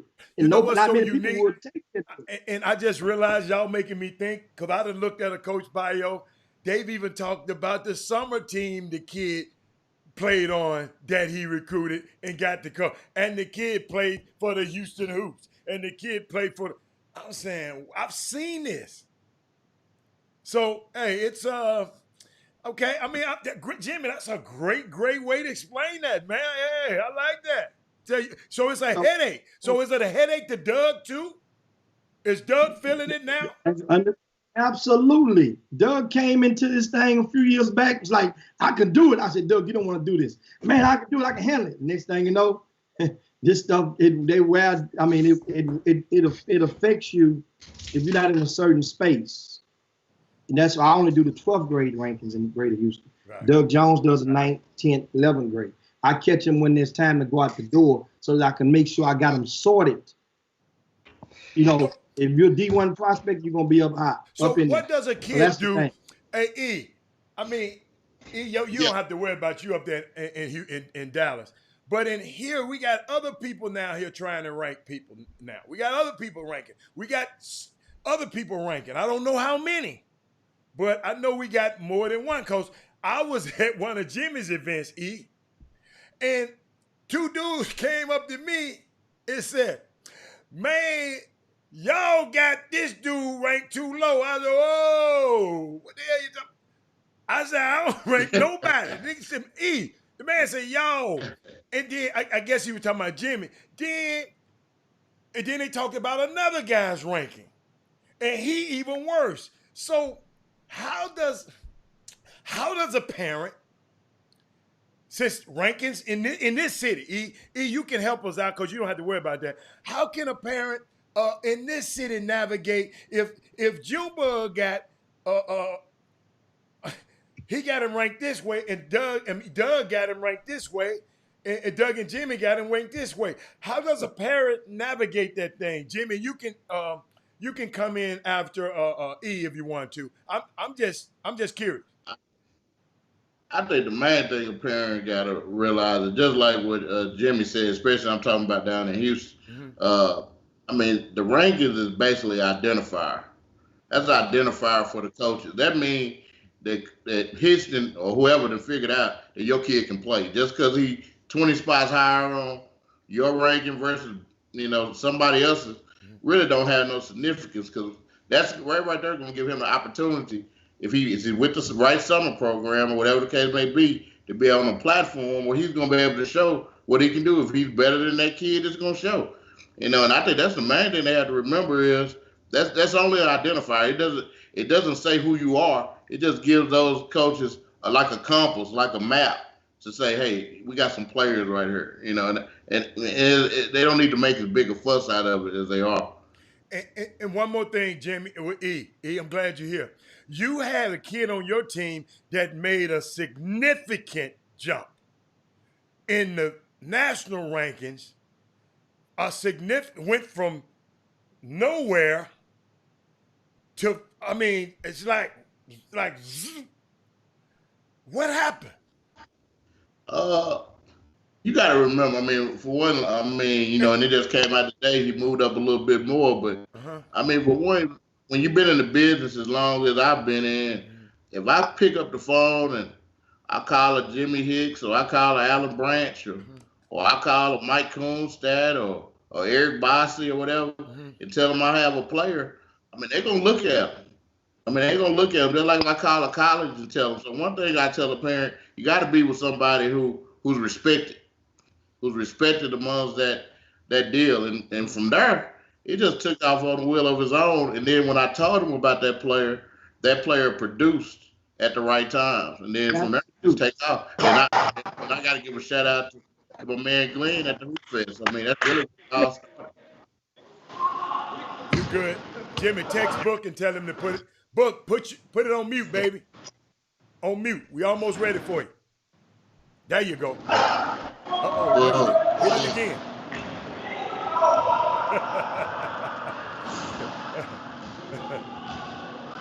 I don't think you heard us, huh? Go on, talk over. Just talk. Go on, they can hear you. Yeah, they can hear you. You saying, Big E? No. I would say that's kind of how his progression started. You know, us telling the right people about him, putting him on the right platform, and him producing when he got the opportunity. You know, it don't take long. I mean, and like I say, I don't put everything on rankings, but this time last year, the kid was not known. Yeah. Just like that in 1 year period of time, I mean, he's number 18 in the country. So if your kid can play, he will be identified. Man, I'm talking right before my eyes. I had a little cheat sheet because I had a little sneak preview of him because some people were telling me about him, right? I still got the text in my phone. And then all of a sudden, I said, unbelievable. No, he came here for Rick's deal. And I saw, and for Rick Nelson's deal, and I saw Tony Stubblefield. Tony Stubblefield went in there, and he mentioned it to me. See, that's when I learned. Jimmy told me a long time ago, man, these college coaches have a lot to do with this stuff. And I remember Stubblefield said, man, then that next week or so, he offered him. Yeah. Within that next week. So, I mean, at the beginning of the year, you know, we was having a little practice, and I mean, in the open gym, and Bill Self and Jerens came in there, and Bill saw him do a few things. He said, "Hey, man, I want that kid," you know, and he offered him right there on the spot, you know. So, you know, when them coaches get to offering you like that, it definitely speeds up the process. Well, Jimmy, you want to wrap this? Now, one last question. Somebody asked, how can DFW and Houston keep their players from going out of state? High schools, that is. I think right now we just kind of in that we like we were talking about cycles a while ago. I think we're in one of those cycles right now where that's looking real prevalent to some of them, but they have to realize, just in the ones that I've seen, there's been more that they didn't really help as much as the more that isn't help, and that's just how I gotta kind of put it as far as in Dallas. You know what I mean? Gotcha. The match season, you know, Jemiah Ramsey came back, and you know it worked out for Cade, but it's a lot of them that stayed right here and they got everything they wanted. And I think from especially with our writers and stuff and locally and all that, I mean, you always gonna get more love from the city, man, when you represent your city. I'm not saying you shouldn't leave. For some people, they should, but you know, if you can get it done right there at home and you're getting everything that you need, I mean, why not stay? And we all got to just kind of push that and make the basketball as good as possible. Awesome. Making it good as possible. Now, Big E, tell them about that event coming up in a couple of weeks that you are hosting up in DFW? Yeah, Dallas Showtime Classic. This is the 14th year. We already have enough teams. We starting to kind of turn teams down based on you doing what you're supposed to do. You know, I've been sending a lot of text messages. You know, ain't gonna be a lot of collective entry fees at the door. We gotta do it different now. But it's gonna be good. You know, I got some of the top players, top teams in Texas gonna be there, and I mean, we're gonna try to make sure we follow everything right. We're gonna try to take care of our neighbor, take care of each other. You know, make sure we try to be as safe as possible, and you know, and come on back out there. I'm gonna be the first one down here, so we got to make it right so the next person can have it a little easier. That's good. Man, appreciate that, man. Big E, man, great combo with you, man. Great combo. We got to get you back. You back in a few weeks so we can talk some more grassroots with you. But one thing about it, man, keep on pushing what you're doing in the community up in DFW, and you are not going unnoticed. People notice the Dallas Showtime definitely, and they know about Big E, Irvin Davis up there, man. Shout out, man. Man, I appreciate it, man. Hey, anytime you want to bring me on, man, you know, I love to talk, man. I love to talk. We got you, baby. We got you, baby. We got you. Hey, E, I got you in the system now. I got you in the system Yeah, you got me in the system, man. Tell my military friend Stacy I said, what's up? What's up, bro? Hey, E, before you go, E, I got to tell you, Greg Wise, a shout out to you, Tony Johnson, everybody up there. He say he love y'all. Okay. I love y'all too, man. Okay. FOE, man. Family over everything. All right. Yeah. Okay, Jimmy. That's Big E. Guess what? That's Big E Davis out of Dallas and joining with a great combo as we promised you on this Baby Friday. I'm going to ask you guys right now to take out the time. If you're on the YouTube page, give us a thumbs up. Give us a thumbs up on our page over there. Yeah. If you're on the Facebook page right now, share the show, if you will, to your groups, to your timelines, to your friends. Coming up next by popular demand. Yes, sir. The man is, a guy that needs no introduction in the world of grassroots basketball. And one thing about it, and I mentioned earlier while introducing Big E, about the story of grassroots, the story of grassroots was told about DFW. You could not successfully tell it without mentioning Irvin Big E Davis. Well, guess what? If the story of grassroots basketball was told from this day backwards about in the United States of America, there is no way that you could tell it in this entirety without mentioning our next guest, and that is Emmanuel Book Richardson from up out of New York City with the New York Gauchos up in the house. I see the Gauchos on the wall in the background. He's coming out the dressing room right now, guys. Hella, go on and release him to the screen so they can see. He on the screen already. He on the screen. He in the gym. He in the Gauchos gym. He in the. I see him. Yeah. I'm here. What's up, Coach? Coach, hey, I'm here. I'm locked and loaded, ready to go. Locked and loaded, ready to go. Had a couple of workouts today. Like I said, we got some good stuff going on. We following rules, you know, we compliant. We working out 3-4 guys at a time, but I'm telling you, this thing, opening up this national monument is incredible. Opening up this thing is incredible. I'm glad to be back. Thank you guys so very much. I'm humbled and honored to be back. Hey man, and the Gauchos program, of course, you're back. That's in New York, and you guys just opened up. Tell us a little bit about the Gauchos real quick for those who did not get a chance to see you on your previous appearance on the Chop Shop. Tell them about the program. The program itself has been going since 1967. I think that's why I said arguably we are the #1 program in the world. And I don't say that with any disdain or disrespect. I say that with proof. I say that with numbers. Men lie, women lie. Numbers never lie. And when you've been doing something like this since 1967, we're one of the only programs, if not the only program, that have our own privately owned gym. And we've had that not just for the last 2 years, but the last 25 years. So you start to say your lineage, who you are, what you do, the timeline, our founder, our owner, Higgs, it's always one of those things talk about lineage, you talk about history. Not only are our players good, but we've had great coaches. And I think that's, when you start to talk about grassroots basketball, travel team basketball, the New York City Gauchos, again, I'm hard pressed to find another program in the world like us. The Gauchos. And what's your title now since you're back with the Gauchos? What do you do now? Director of men's basketball, and a community liaison, man, just trying to make sure that we can reach out. I can reach out to the community, making sure that we're turning boys to men. We're turning girls to women, and trying to make sure that we have a positive outlook for what we do going forward, and especially in these tough times. And so now with the pandemic going on, what you mentioned earlier about precautions, and what are some of the stipulations for basketball up there? Have you started playing games yet, or no? Per the CDC, we're allowed to have no more than five kids in at a time on the court. As soon as you come into this palace, this gym,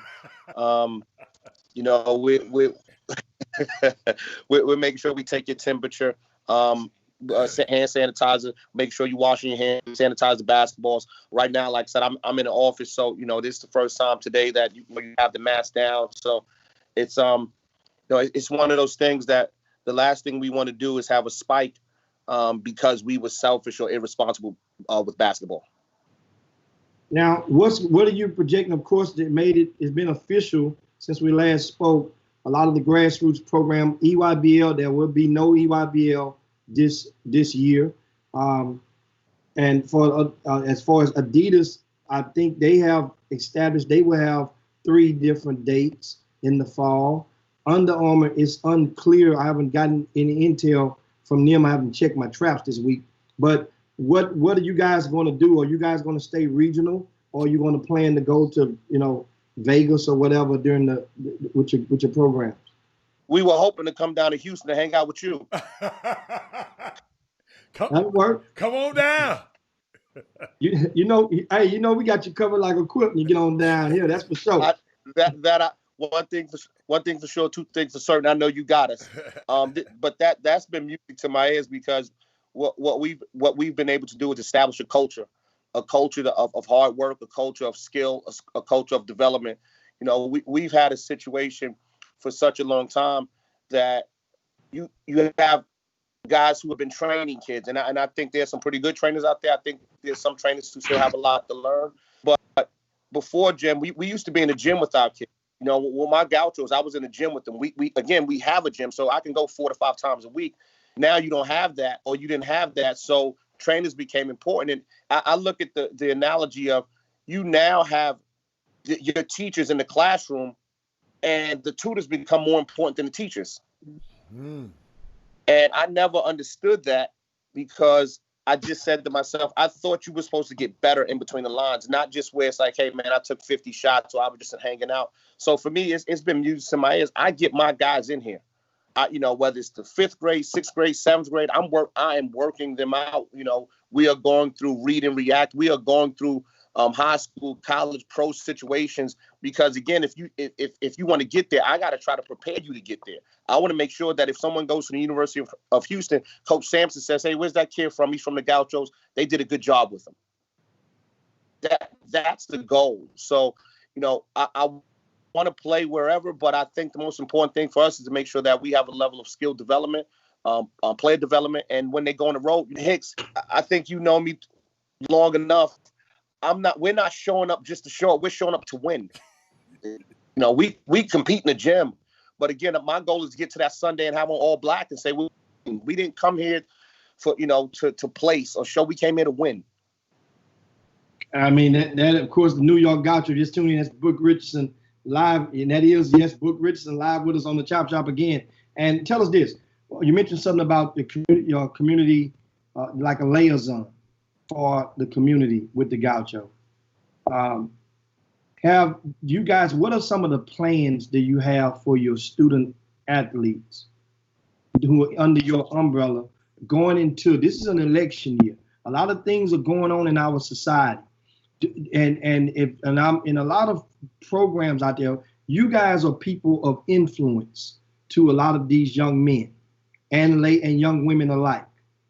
And it's time, do you think that the influence needs to be channeled toward getting them registered to vote if they're 17 years old, getting them to understand current events and what's going on in society? Tell us your thoughts on that.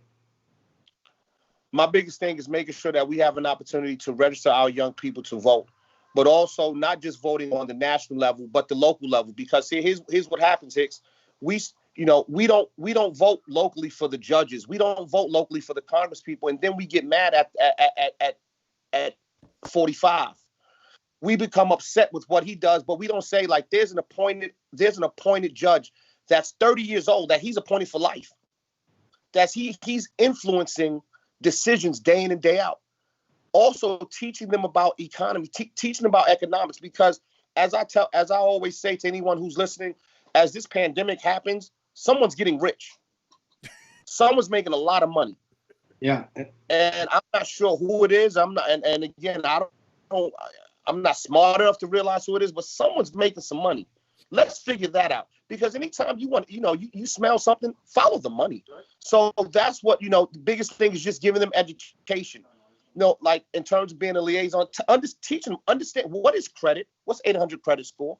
Because I know my mother wasn't savvy enough, and bless her, she didn't know to teach me about having a 700, 800 credit score. So those are things to make sure that now you help the youth to say, what is credit? How do you establish credit? What's a credit card? What's a charge card? Hey, what's the importance of voting? No, my vote doesn't matter. Like hell, it doesn't. Yes, it does. Your vote matters. And teaching them to be accountable and responsible, to tell them, if you don't vote, then stop complaining. Because it's going to be you guys that say we need a change. Because everything that's happened to this point hasn't changed. We have to now say, I understand the big picture. I understand why that guy he got elected. It's not, he didn't elect himself. He didn't just walk and say, hey, I'm going to bully my way in here. No, there's a group, there's a certain group that wanted him there for their own personal interest. And by the way, he's done an awesome job helping their personal interests. That's why they don't want him to go. Interesting. Why would I want somebody to leave that's working for me? But I say this on the show sometime. In politics, there's no permanent friends and no permanent enemies. It's just permanent interest. This same Donald Trump was hanging with Hillary Clinton when she was going against Barack Obama. Now, Book, he said lock her up because her interest didn't lie with him at that point. So that's the game being played. But keep going. And just making sure that, especially within the inner cities, that we matter. I think my biggest thing, especially with my situation that I went through, Hicks, and I share with you guys, Rob, is mental health. Yes. How do you attack mental health issues that you think are normal? How do you attack being 13 years old and you start to see some things that you normalize, and then now when you have to try to unpack it, it's like, no, this is normal and that's not normal. I think that's the biggest thing that I want to share, other than voting. And trying to make sure that there's a level of understanding with economics, with, what money is, this currency, but the mental health aspect of it, because I think we're taught to hurt, harm, maim each other. I think we're taught that in that condition, we when we see someone that looks like us, man, we don't trust you. Well, why don't you trust me?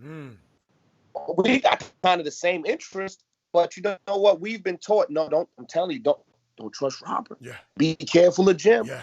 Well, what about be careful of Bill?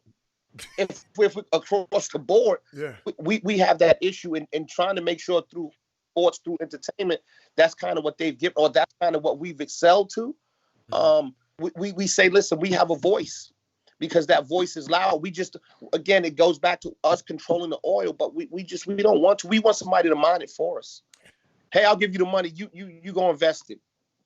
Hey, Book, I sent a unique text out this morning, and I just woke up, Book. I'm on the lines of you were thinking. I woke up this morning before, and I thought about, you just said, it's some billionaires being made out here. It's some millionaires being made in this pandemic. I sent my son. He's on Wall Street. He's one of those e-commerce wizards. He the one that designed this stuff that Amazon them want him. Everybody, he's in demand. I told him this morning, check this out, and black-owned marketplace like Amazon and AliExpress is needed, son. Develop one. You sitting up there getting all that information. You sitting up there making it. It's a black-owned marketplace, just like Amazon and AliExpress. Go look up AliExpress if you don't know. It's a rich, the Japanese guy, Taiwan guy, Indian guy. I'm sorry, but that's what. And I just told him. I said, dude, develop one. I know he ain't text me back because I know he said, "Hey, Dad, I'm waking up in the morning." Cause I thought about Book, and you just came and confirmed exactly what somebody gonna do it. Might as well be Bezos is becoming a trillionaire, and in my lifetime. And I'm a little. I think I'm a little younger than Hicks. He looked younger than me, but I may be a little younger than Hicks. Mm-hmm. But in my lifetime, all jokes to the side, I never thought there'd be a trillionaire. Mm-hmm. Jeff Bezos, and I'm not saying he did anything right or wrong, but just understand that trillionaire. He's a trillionaire. Book. It used to be Book. Billionaire was a bad word a long time, but people didn't think billion. People never thought billion. That billion was, like, just give me $1 billion. I wish I had $1 billion. We was like, that was somewhere in Never Land. Now, it's attainable. It's and again, I say it's attainable, the 1% of the 1%, but you have multi-billionaires.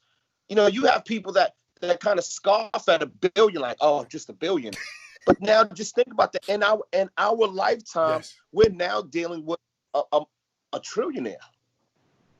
So someone through this pandemic, someone through this epidemic, someone through this crisis is making some money. And not only some money, they're making a lot of it. Mm-hmm. But those are the things that I think we don't focus on. And again, like I said, through basketball, I have a responsibility. I have an obligation to the youth and to my peer group to be able to listen, to be able to understand, and also to be able to go to my OGs and my big homies and say, hey, I need some help. Because I think a step was skipped somewhere along the line. A step was skipped where we don't talk to one another. And we have a level of, a disdain and discord that we don't want to listen. Why would I want to listen to Jimmy Hicks? And he's been through it. Why would I humble myself to say, hey, you know what, OG, I don't know. But it's like we fight each other. And what we do is that information isn't disseminated, and therefore someone else gets to tell our history. They tell our story. And it's like, but I was right there. No, but are you sure you were there? Because such and such said, no, I was there.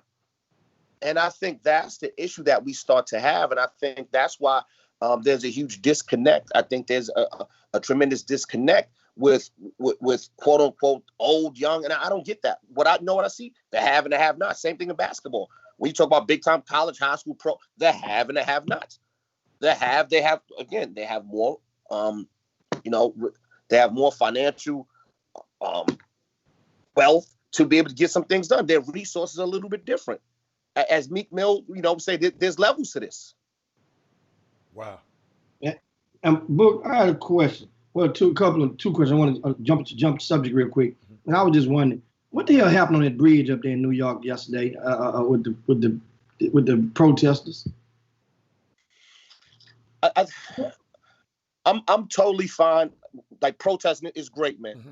But again, let's have a purpose to what we are doing. Mm-hmm. And right now, I think it's a tale of two cities, because what we're being shown on Fox News, CNN, like, it is. They have sponsorship. They have to keep that machine going. Keep talking. So Jimmy, now what truly happened on that bridge versus what's shown is two different things. It's like, again, the narrative is always going to be, I have to sell a newspaper. I gotta sell, hey, breaking news. Because I would say this, man, in my city, and I call it my city humbly, it's a lot of good, happening in terms of protesting. And then there's some people that I don't get, sometimes I don't get the looting of the bodega. And I'm not a fan of looting either way. But I think there's a level where again, we're hurt. We're upset and we think that's the way to hurt them. Or, I'm going to get back at you, and you're not getting back at that company. They have insurance. By the way, when you go on that showroom floor, that's what you have is showroom stuff. That's nothing, And I've always said, guys, like, why don't you go blow a bank up if you really want to get down to it? Because we won't, and I'm glad we won't. Because again, you talk about martial law, you talk about, you can't do that. So, what happened on that bridge? I'm just telling you what they said versus what we did, totally different. And I just think there's been so many situations with peaceful protesting. There's been so many good things with peaceful protesting that they have to find something to kind of negate the true narrative. That's interesting, because Jimmy, I didn't know anything about the bridge. I'm just Googling it now. They trapped the people on the bridge. But you know what I thought about, Book? And I wanted to share this with you today. I knew you was coming on the show because I was just thinking, Book. I just want people to understand, don't confuse that charge and the conviction, that charge with a conviction. I don't want us to relax. This is not the end of the story, ladies and gentlemen. This just one hurdle in the object of our goal. This rally should not, I was thinking about this rally should not be about either one particular cause either. This cause just sparked it. You got to understand, man, what we are calling for, Book, is national reform. That's it. See, Book, I go back and look at the previous generations when they marched from Selma to Montgomery. When they took the fire hose in Birmingham, right? It wasn't just about one hotel that we couldn't go in. It wasn't just about one lunch counter we couldn't go in. It wasn't just about one department store or one bus we couldn't get on. The whole system had to be changed. In America right now, Jimmy, you should know there's over, and I'm going to let people know, there's over 15,000 police departments. Let me repeat that. In America, it's over 15,000 police departments in all the cities. And the reason they were, that's why we still got to press our claim. Because it's just not going to happen if it happened in Houston. It's got to happen in Baytown. They hemmed some people up in Baytown, a little town outside of us, man. Hey, let me tell you something. While we still got to lift our voices now. Don't get it twisted. We still got to take to the streets. Don't get it twisted. It's just, this thing is just not the sum total of those 4 police officers in Minnesota. And I don't want people to just get lost in Minnesota. We got to get lost in Houston. Y'all got to get lost in here. We got to get on top of this thing all over in little small towns of Ithaca, New York, in Yonkers, New York, anywhere, in Vidor, Texas. This thing is systemic. These people been doing this for a long time. Book. Policies. We got this. After protests, let's fight policies. And the only way we're going to do it is through voting. And you just said that. I just wanted to see what you thought about that. But not only do, that we talk about every day, and I'm fortunate enough to have some friends and some cohorts and some comrades to be able to force that conversation, because we think that if you lock up 4 cops, you get to, you lock them up. Well, what does that mean? Because again, you see the game being played. It went from it's now it's murder 2. How? That he took his life. But guess what? Now what we're doing is we're setting the stage up to, if we do get a conviction, now it's already pled down. So we had a situation where it was manslaughter. Now it's not manslaughter. But what happens is we start to say, well, what happened to the kid in Georgia? Because we start to forget about that. What happened to the young lady in Louisville? Yes. We start to forget about that. Yes. And we start to like, wow, what happened? Well, systematically, if hate is taught, because I've always thought that, we didn't teach them to hate us. Someone taught them to hate. We didn't. I never woke up and said, you know what, I want you to hate me. And established as you gentlemen are, when you walk into a place, there's still sometimes despise when you show up. Yes, sir. For whatever reason, oh, you guys must be athletes. Well, why can't I be a neuropsychologist? Why can't I be that? Because again, it goes back to the mentality of shut up and dribble. See, again, those conversations there's conversations that's had in front of us, and then the real conversations that are had that we're not around. We're not at that table. Mm-hmm. So that word hate, those things that when we talk about hate is something that's embedded. And I've always said, I don't think a racist looks at me as white or black. He looks to me as green. I may not like you, but can you make me some money? And I think we all fall victim to the almighty dollar from the standpoint of, I don't care if you're black or white or you're green, because again, 45, Donald Trump, he's a guy that can you help me? I don't have to have lunch with you. I don't have to like you, but can you help me? You'll never eat with me.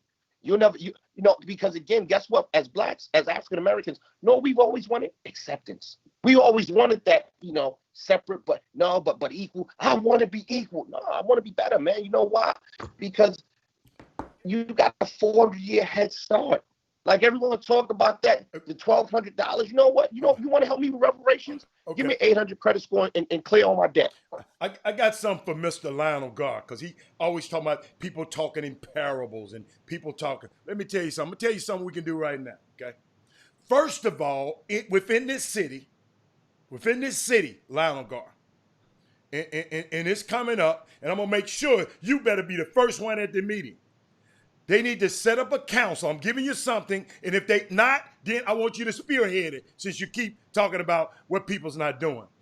You need to set up a council to develop a policy that's comprehensive. Comprehensive means covering everything. First of all, we got to have a policy. When we come to these people, we can't come to the police got to shoot. No, we got to develop. We ain't got to go ask, hey, Mr. White person, I need to. No, we need to set up a council and develop a comprehensive policy. And throughout all the police departments, we need it regulated and deny financial aid to the police departments that don't live up to these regulations. Let me tell you something, Mr. Lionel Gar. When you hurt people in their pockets, when those police feel like they ain't gonna get funded, they gonna get fired without no pay, they can't leave this police department and go to Hick County and be a police, this thing policy. That's why I said policy, and I hope that was not a parable. I hope I was very, very plain with you. I hope I wasn't speaking like Matthew, Mark, and Luke, and John. I put it where the goats can get it. We got, because they talk in parables, just in case. So develop the council right here in this city. In Lionel Gar, you can start the council. So that's the first thing we have to do. We have to have a plan. We don't ever have, like Jimmy said, we show up and protest and don't have a permit. And then they can put us off the lot. You got the plan, man.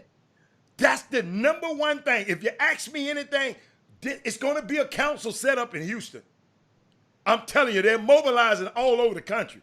I've been on the phone with people. So when that council comes, I'm sure going to make sure I put it on this Chop Shop page. And Lionel Gar, I hope you be the first one there. Because guess what? We need substantive change. We cannot be distracted by a few vigilantes that you see, like Jimmy talking about the stuff on the bridge, and distort the essence of why people are protesting in the first place. We cannot do that, man. Don't let them distort this thing, y'all. We want to change the policies of how police are police. And guess what? If they don't adhere to them, we can fire them with no repercussions, no court. You're just gone. I'm sorry, Book. Sorry. No, you're fine, because there's two things that you kind of live by, and I learned this a long time ago. Our white counterparts, with all due respect, they don't ask for permission. They don't, they ask for forgiveness. They'll do something, then say sorry. The difference with we'll ask first, and then now we're denied, so then it makes it wrong. But they'll go into a dumbfounded and say, I didn't know I couldn't do that. That's number one. And when you look at the police in the inner cities or just across the country, when a white person calls a police officer or they call 911 to remove somebody from a building or remove somebody from a park or a black man's harassing me, they what they feel in their heart of hearts, what they grew up with. The police work for me. I pay my tax dollars pays their salary. Well, blacks, we don't look, African Americans, blacks, we don't look at it like that, because when they protect and serve, it's not this. I'm not calling 911 to have someone removed from a park. There's no trust, and I think that's what it boils down to. We don't trust. They don't trust us. We don't trust them. That is a bad mix. Whereas again, when I get pulled over right now, if I get pulled over in the car, man, I'm scared to death. Well, Book, what are you scared for? Because I may not come back home. Well, Book, if you didn't do nothing, man, you know what? I remember getting hit in the face, hit in the head with a walkie-talkie. I didn't do nothing that day. So that's those situations they don't understand, and our counterparts don't understand that we don't feel that the police work for us, because especially with the brutality, we feel that they're scared of us. We feel that there are certain things that there's a mental anguish that they have when they see us. Maybe they're scared of us and they say, you know what, I got to take action. But you're scared of us for what? And because someone always says they're scared. You know what they're really scared of us? They fear that we're going to do to them what they do to us. They fear it. And I don't think that's our makeup. I'm not saying every black person is good, every white person is bad, because again, along the line, man, I got some really great friends that happen to be white. I don't have a white friend. I got really good friends that happen to be another. I don't play that game. Oh, that's my white friend. That's my Spanish friend. No, either I got a friend or I don't. I don't use you as a card. Oh, I want to get into here. I got to use my white friend. I don't know. If you're a friend, you're a friend. But I do know this. There's a level of trust that I don't know if we have in the inner city. I don't know if we have that trust, that dialogue, with the police. But you think you think police should patrol or be designated to their own communities? I think one, that helps. I think the mental aspect of it too. I think what is it? It takes 8 years to become a lawyer. It takes you 8 to be a cop. I just think it has to be strenuous. I think it has to be better testing, strenuous testing, understanding. I think should be a cadet for 3 years. I think there should be an understanding of how do I police this community. How is everything the same? You have to have some brain power to say, let me diffuse this situation. Let me get to know this community. Let me know who Mr. Johnson is. That's the store owner. By the way, you know what, man? Hey, Mr. Johnson, what's going on? Where Mr. Johnson's not looking at you with disgust and saying you're killing our own. I think there has to be a level of comfort where we can't look at another black cop and say, you sell out. Because those words we use, they hurt, they're powerful. But I think we have to have an understanding where, I would, if Jim Hicks, you lived in my community and you also police the community, now I think there's a relationship. I think there's also a level of respect. I know who Hicks is. Hicks a good guy. Guess what? I was committing crime. I was wrong. He had to arrest me. Versus you got a dude that's coming in their neighborhood and you're saying, whether I look like you or not, I'm here to police you. Well, what does that mean? What does that mean? Well, level of respect. I can't respect you and you don't respect me. This is your job. This is my life. Because here's the thing, when someone's murdered, there's only now one side to the story. I don't know what happened. I felt like my life was in danger. Okay? Well, I feel like my life's in danger anytime I get pulled over. My anxiety, my PTSD, you talk about anxiety. You guys know it. I'm telling you. So again, this great sport of basketball, it gives an opportunity to try to, it gives us an opportunity to try to I'm seeing what's happening with Drew Brees. He had to backpedal. He's backpedaling for what? That's how he feels. When someone tells you who they are, you got to believe them. Yes. I thought. Yes. Right? No one said that Drew Brees should throw the ball. No one's ever told him that. Man, he's a great story from Purdue. No one's ever told him to shut up and just throw the ball. Ever. I know we got to go. I hate you went there, but I got to show y'all something. Y'all remember, you remember Laura Ingram, the white girl that told LeBron and them to shut up and dribble? Hold up. I didn't know you was going to go here, but you got to. It's always unwise to seek political advice from someone who gets paid $100 million a year to bounce a ball. Oh, and LeBron and Kevin, you're great players, but no one voted for you. Millions elected Trump to be their coach. So keep the political commentary to yourself, or as someone once said, shut up and dribble. Well, he's allowed to have his view about what kneeling and the flag means to him. I mean, he's a person. He has some worth, I would imagine. I mean, this is beyond football, though. This is totalitarian conduct. This is Stalinist. And by the way, on the streets of New Orleans, we're looking at live pictures. They're shouting F Drew Brees. Wow. That's what this moment has done to the beautiful team spirit of the New Orleans Saints. He's a great Christian man. Do y'all see? Book just told you to watch the narrative on TV. Did you hear? LeBron and Kevin Durant with their $100 million got to shut up. But this Drew Brees can say what the hell he wants to. He's a good Christian man. Wow. Book, I wasn't gonna play it if you hadn't to push that button. I wasn't gonna play it, but I just had it there in the vault just in case. But Jimmy, I know we got to get out of here. What's going on, man? Yeah, I mean, no, I'm just, the thing that somebody asked earlier. We talked about a lot of topics associated. What New York Knicks is one of the things I want to talk about, and the owner, Mr. Dolan. Atmosphere in New York City about Dolan and his actions of the past week.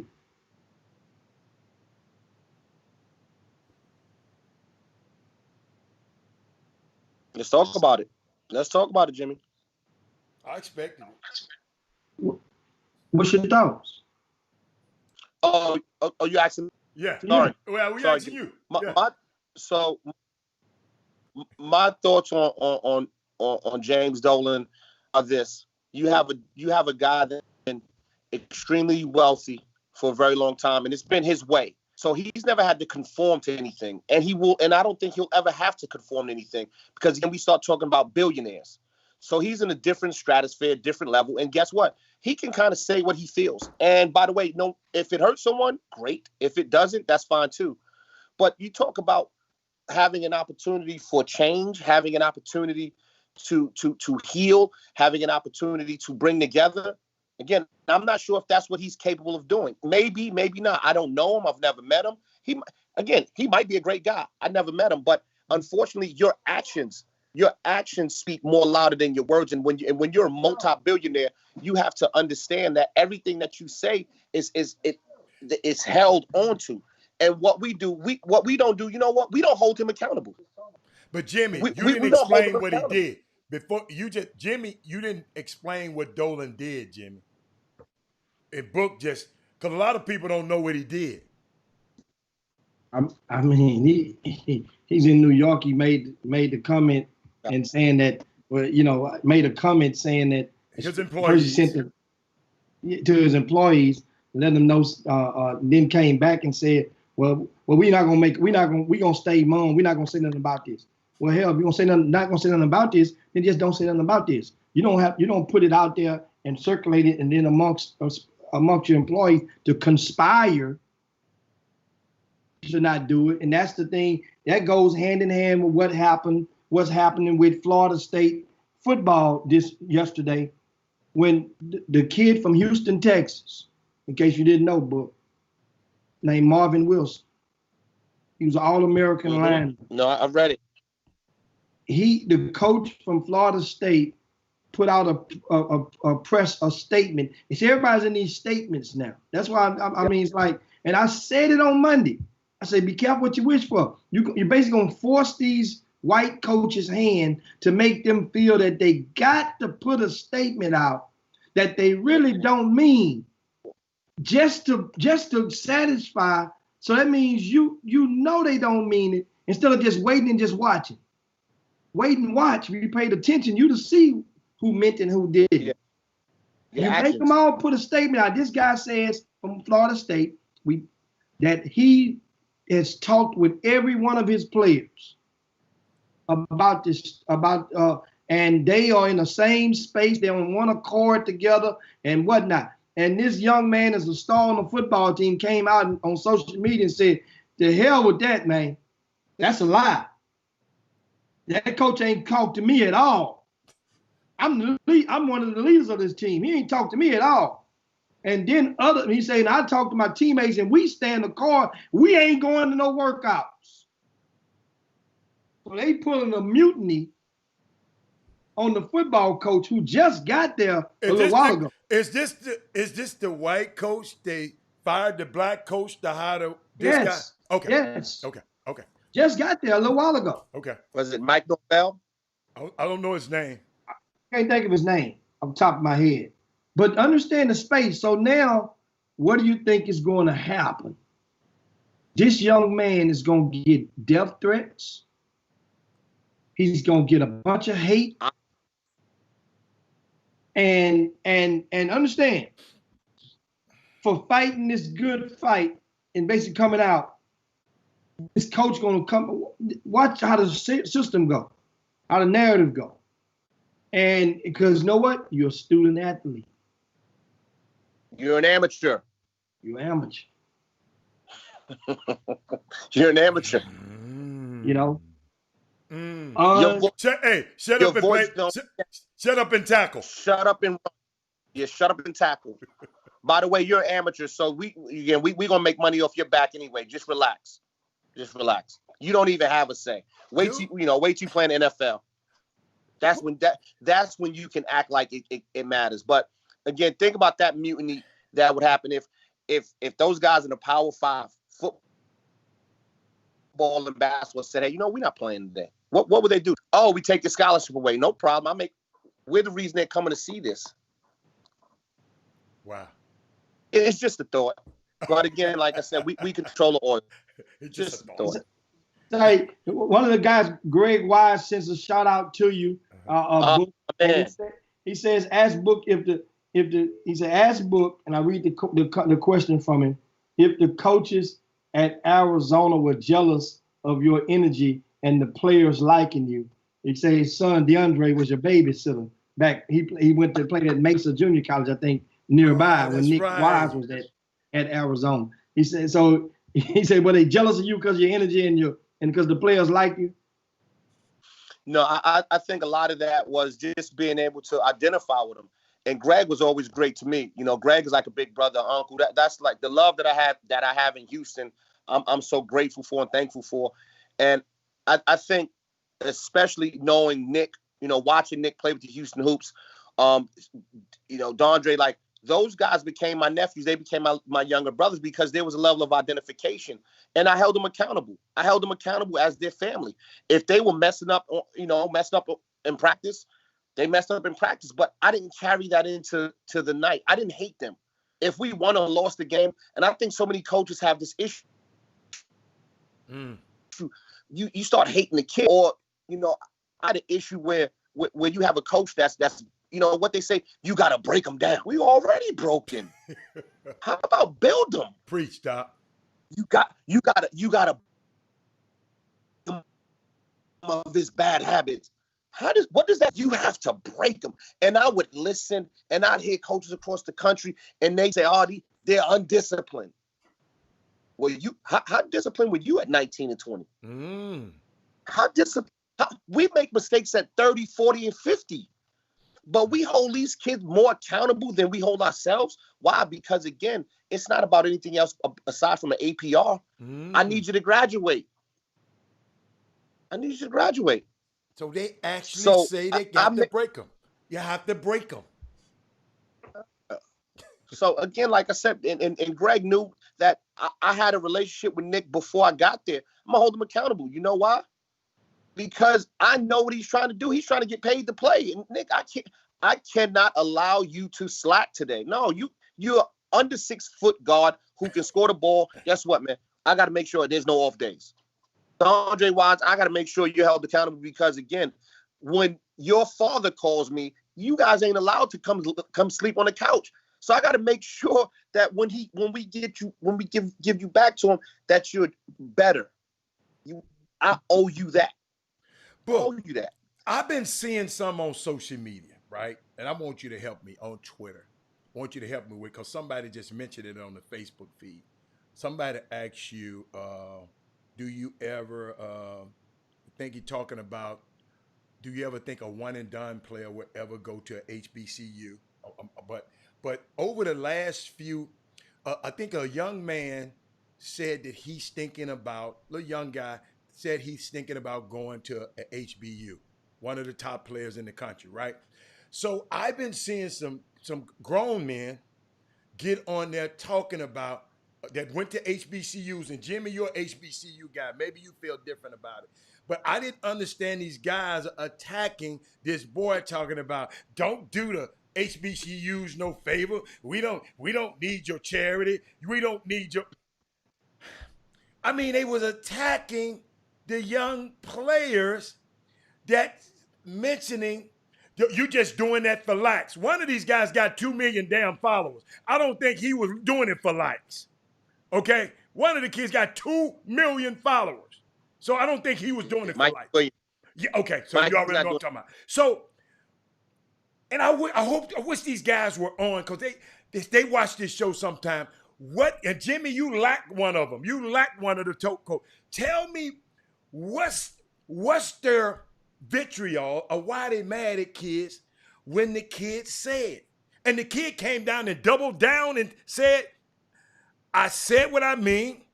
And the kid came back and doubled down. Yeah. Explain that to me, Book. I think part of our issue turns into there's this thing called social media and this engine that drives it. Mm-hmm. And when you have a 16-year-old kid who has 2 million followers, that's something that we've never had. We've never had that type of platform, that type of spotlight. Mm-hmm.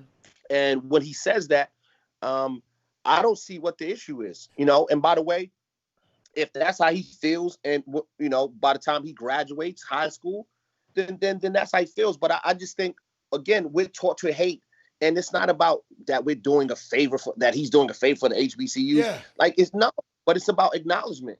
It's funny, before I got on, I had a workout. I had a great workout with two young men who, one's going to North Carolina, the other's at Stanford.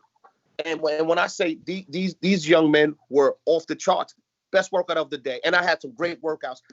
But if they had to go to an HBCU, I don't think they're looking at it as anything beneath them. What happens is we're taught that in order to play in the NBA, you have to get the best exposure. You have to play against the best teams. And now you start to say, well, when you play in the ACC, well, guess what? ACC has their own network. When you go to Texas, when you go to to the University of Texas, they have their own station. Those guys, the numbers don't lie. When you say, well, if you want to be a pro, these are the schools you have to go to.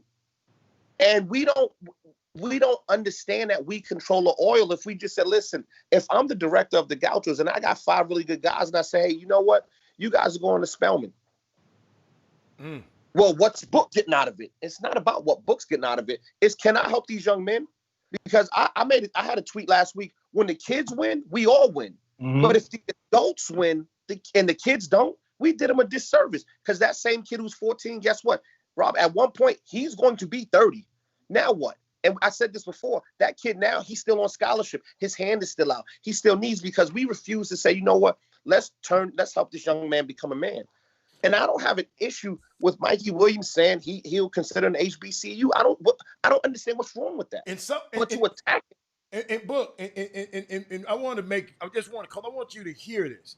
Somebody said, one guy, he said, I saw on Twitter from a buddy of mine, to all these high profile athletes, HBCUs are not a charity case. Stop putting out those bogus ass what ifs, or I might tweets, likes, and retweet. The bag won't be big enough, so you ain't going simple. Stop using what's going on right now to help your brand. It's disgusting.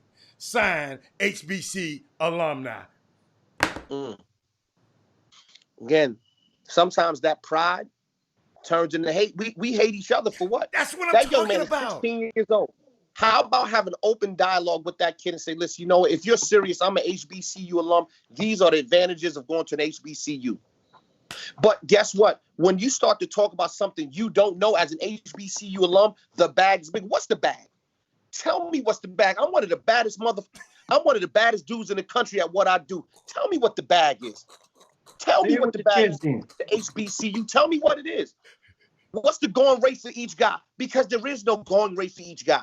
But again, instead of us building that, again, that's down, breaking them down. That kid's 16 years old. Yes. Mr. HBCU alum. You know what? You know what you can add to that young man? Yes. What you can give him. And by the way, you know what you can say? Hey, you may not ever show up on our campus because the G League has this new, you know, they have this initiative. Man, thanks for even mentioning us, because again, if our kids, if we taught each other that's an option, how much better would that be? It's an option. Yes. He's not saying he's going there. He's just saying it's a viable option.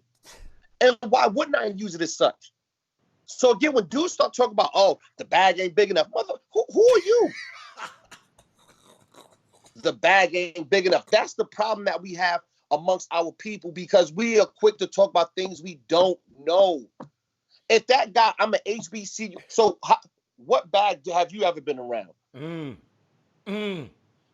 What's the bag? See, again, we're quick to talk about things we don't know. That's like me saying, man, every time I go to Houston, man, I love Papados. That's the greatest. And Jimmy may say, whoa, book, there's some really good spots around. You just ain't seen them. HBCU, like I said, I watched what Coach Davis did at Texas Southern. I watched what he had to do to just make sure he generated revenue for that program. I watched what he did day in and day out. I watched him teach them kids. Hell, we played him. It was my scout. I watched his care and concern for them kids. But yet still, guess what? Couldn't get a job. Lavelle Moulton, North Carolina Central. Oh, yes. One of the best in the country. Yeah. One of the best in the country. He can't get something? Let's talk about it. He can't get something? He's not one of the best, I mean, in the country. I stamp him. He gets my stamp of approval. Yes. But day in and day out, they don't know. That kid, that high profile kid who plays in these high profile programs, they don't know. And by the way, they overlook it. And I'm not upset at them. If again, I'm not Jim Hicks where I can fly private. So I gotta fly coach. you private. but I thought it Jimmy, you liked the tell me what was your reason? Well, because you liked the tweet. On which one? With about the kids the HBC or the response? The HBCU guy. I'm saying the kids tweet. No, you didn't like the kids. The response. One of the response. The response is liking it in the sense that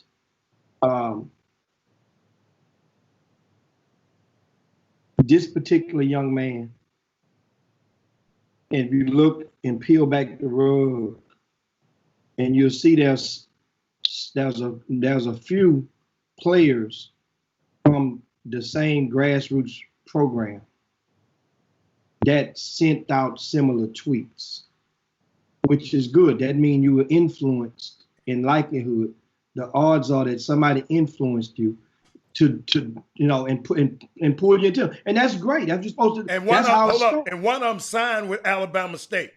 One of the guys. And one young man on yesterday So from the same program. So when you see it, you say, well, that was a justification. The way I looked at it, because I already heard that he was gonna walk in the door with one of those California boys. But Mo Jimmy, Williams. you didn't like the kid's tweet. You liked the guy who said it about the kid. I said so that was a justification. Okay, so that means my thing, I took it as these tweets went out to justify your homeboy who thought he was going to UCLA at one time, going to Alabama, who's on probation, mind you, and you went and you're going there. So my thing about you play the myth of don't play with us in that sense, make it serious and be sincere with it. And that was the thing I liked about it, because I see a lot of people, but at the same time, that's a start. It's a start for the young men on their side of it. It's not saying just because you like some things don't mean you dislike. But what's wrong with them young guys? Guess what? Especially when Mikey said it, it's people gonna be exposed to HBCUs probably ain't never been exposed to it. Also, he got 2 million people that, and I check, because Bryce is supposed to be going out there and play with it. So I start checking them tweets, because some people buy tweets. So you have like 50,000 tweets, and you tweet some, and don't but 5 or 6 people, 10 people like it, you done bought some of them damn tweets. But this boy is hundreds of thousands of people's liking it whenever he do something on social media. So I just didn't find, I didn't understand the vitriol from the HBCU. I didn't go to HBCU, so I understand. But on this show, I have been a proponent and a supporter of HBCUs on this very show, right? For 4 years on this show. Show up to games that I didn't even really thought I would ever be going to, just to support HBCUs. So when I see this vitriol of people going against these kids, I just didn't understand it, man. We got too much going on out here. And all this within this week, Book. Yep. And they going at these kids' head. They going straight at these kids' head. I'm saying, unbelievable. Unbelievable to me. That's what I didn't understand. Especially as adults, our goal, I think our role is to educate. Mm-hmm. And like I said, hopefully that gentleman, he could have direct message Mikey, or just said, put it out there. Look, mm-hmm. I'd love for you to go to an HBCU. Mm-hmm. And like you said, Hicks, but I don't want you to play with feelings. Mm-hmm. But if that's something real to you, man, I love to reach out. These are the prominent people that went to HBCUs. This is a part of the brotherhood or the patriarch that you would be a part of.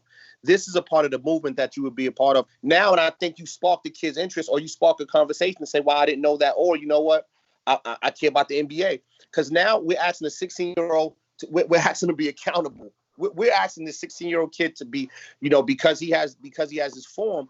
We want him to be accountable, and we do, and we have to teach him accountability. Mm-hmm. And I think that's a teaching moment, because again, the young man wasn't disrespectful. No, the young man he wasn't inconsiderate. He was very open and honest, and that's how he felt. Now, could that change tomorrow? He's 16. Of course, it could change. And was he saying it for likes? He don't need to do that for likes. His quote unquote brand. I think so many times we have this issue with. We always think it's one thing, and it's not. It's not. That young man he said how he felt. But you got to hear his retort. He came back when he got all the vitriol. And all that. The little kid, look how he came back at him. I didn't even read the whole thing. I'm just gonna read y'all a little bit. He said, "This has been a thought for years. This didn't just recently pop into my head. What a lot of coaches don't understand is that we don't need them. We control our own narrative. I'm very thankful that God has blessed me in this position to do what I do. We write our own stories. and go on and go on. Y'all got to go and y'all got to go. I can go on and on. The boy came back after these people went at him. He didn't talk negative. He said, dude, this is our narrative. Unbelievable. Unbelievable. I want to meet his parents. Unbelievable. I will soon, but unbelievable. Unbelievable. Good young man. I remember hearing about Mikey when he was a 6th or 7th grader. You know, I kind of know his family, and you know, other than being a really good basketball player, but a really good kid based on what I know. And I just think we have to make sure that we got to mind our precious resources. Our most precious resource is the youth, our kids. And we have to, here again, it's a teaching moment. We can pressurize it and you make that diamond because he has an opportunity to do it. And God has blessed him. Like I said, again, a 16-year-old on that platform, a lot of things could have been said. Oh my goodness. It could have went a lot of different ways. And by the way, I definitely, his parents, I know his AAU guy, everybody, you know, the villagers may be raising that kid, but I do know he understands that he does have a brand. Because at 16, I didn't know what I was. At 36, I'm 47. I still don't understand what the brand is. Yes. Yes. So that kid having an opportunity to do it at 16 years old, I think it's huge for him, but I think for the community, for us to look at it and say, you know what, that change is going to come with that. He's 16. Because whatever we've been doing hasn't kind of worked for us because it's whether it's Rodney King, you know, whether it's George Floyd, it's been happening, whether it's once a decade or this isn't a new occurrence. It's just someone said racism hasn't gone anywhere. It's just being recorded. Yeah. And what happened was COVID-19 came in with reckless abandon that we forgot about what those guys were doing. Because when that officer had his knee in his neck, that wasn't anything where he felt uncomfortable, right? When a 3-year-old gets caught for taking something and they get startled, he looked into the camera kind of smug. Yeah. And I'm gonna dig a little. This is common. This is common for me. This is what I do. It's what I do. As what the young boys say, we keeping it trill. I learned that from Houston. Hey, what's your boy name? Chuck D. Did he say the revolution is televised? That's the only difference now, man. We catching this stuff on camera. Thank you, Steve Jobs. Thank you so much, Steve Jobs. But Jimmy, I know we got to get out of here. Oh my goodness, Book. Hey man, you can't be bringing Book on this. I know he was in that work. Book, you got to get Book. You can't be coming on at the end, man. And I know you from Memphis, Tennessee. Yeah. And you know you just touched a couple of things. First, that quote that you just mentioned about the being video Book mentioned a while ago.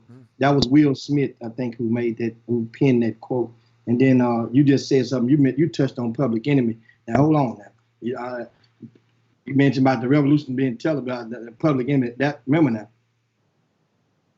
Public Enemy spun that into one of their songs, into one of their openings, and one of their songs. But Gil Scott-Heron is who made that back in the old days. Remember Gil? I be terrible. Back in the Black Panther days, that song was a popular. Hold up. I said Chuck D because New York. Yeah, I'm just and Book on the show, man. Come on, man. I got to support my guy, but come on, man. Hey, man. So, he got to support his nephew. That's right. We can ride all day, man.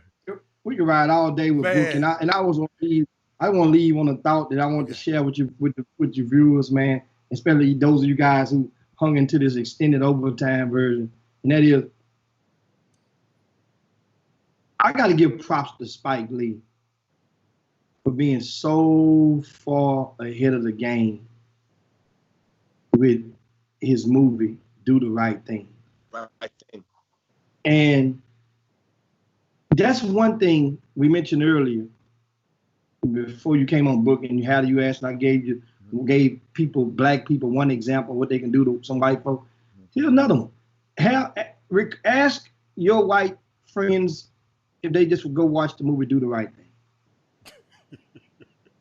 Seriously, go watch because in the movie Do the Right Thing, when some people they will probably have some. Well, they don't have to. They will get exposed to how they can understand what can trigger a riot, what can trigger looting. If you don't understand, just go watch the movie that way, because sometimes you can't just tell a person. They will understand why some black folk burn up some buildings and don't burn up the other ones. Because remember Spike Lee right there, he loves Sal. He loves Sal to death. When Sal messed around and killed Radio Raheem in that chokehold, all bets were off. And you don't. And that, I don't know why he loves Sal. Sal treated him like a dog. Yeah, but he loves Sal. He loves Sal brother. I mean son. Okay. I got you. But go, Jim. Remember, in that script, and I mean, remember that movie. A lot of guys ain't saw it. That was some hell of a messages. And Jimmy, in that movie, the love and hate, and it's like I got another one for you, Jimmy, and Book.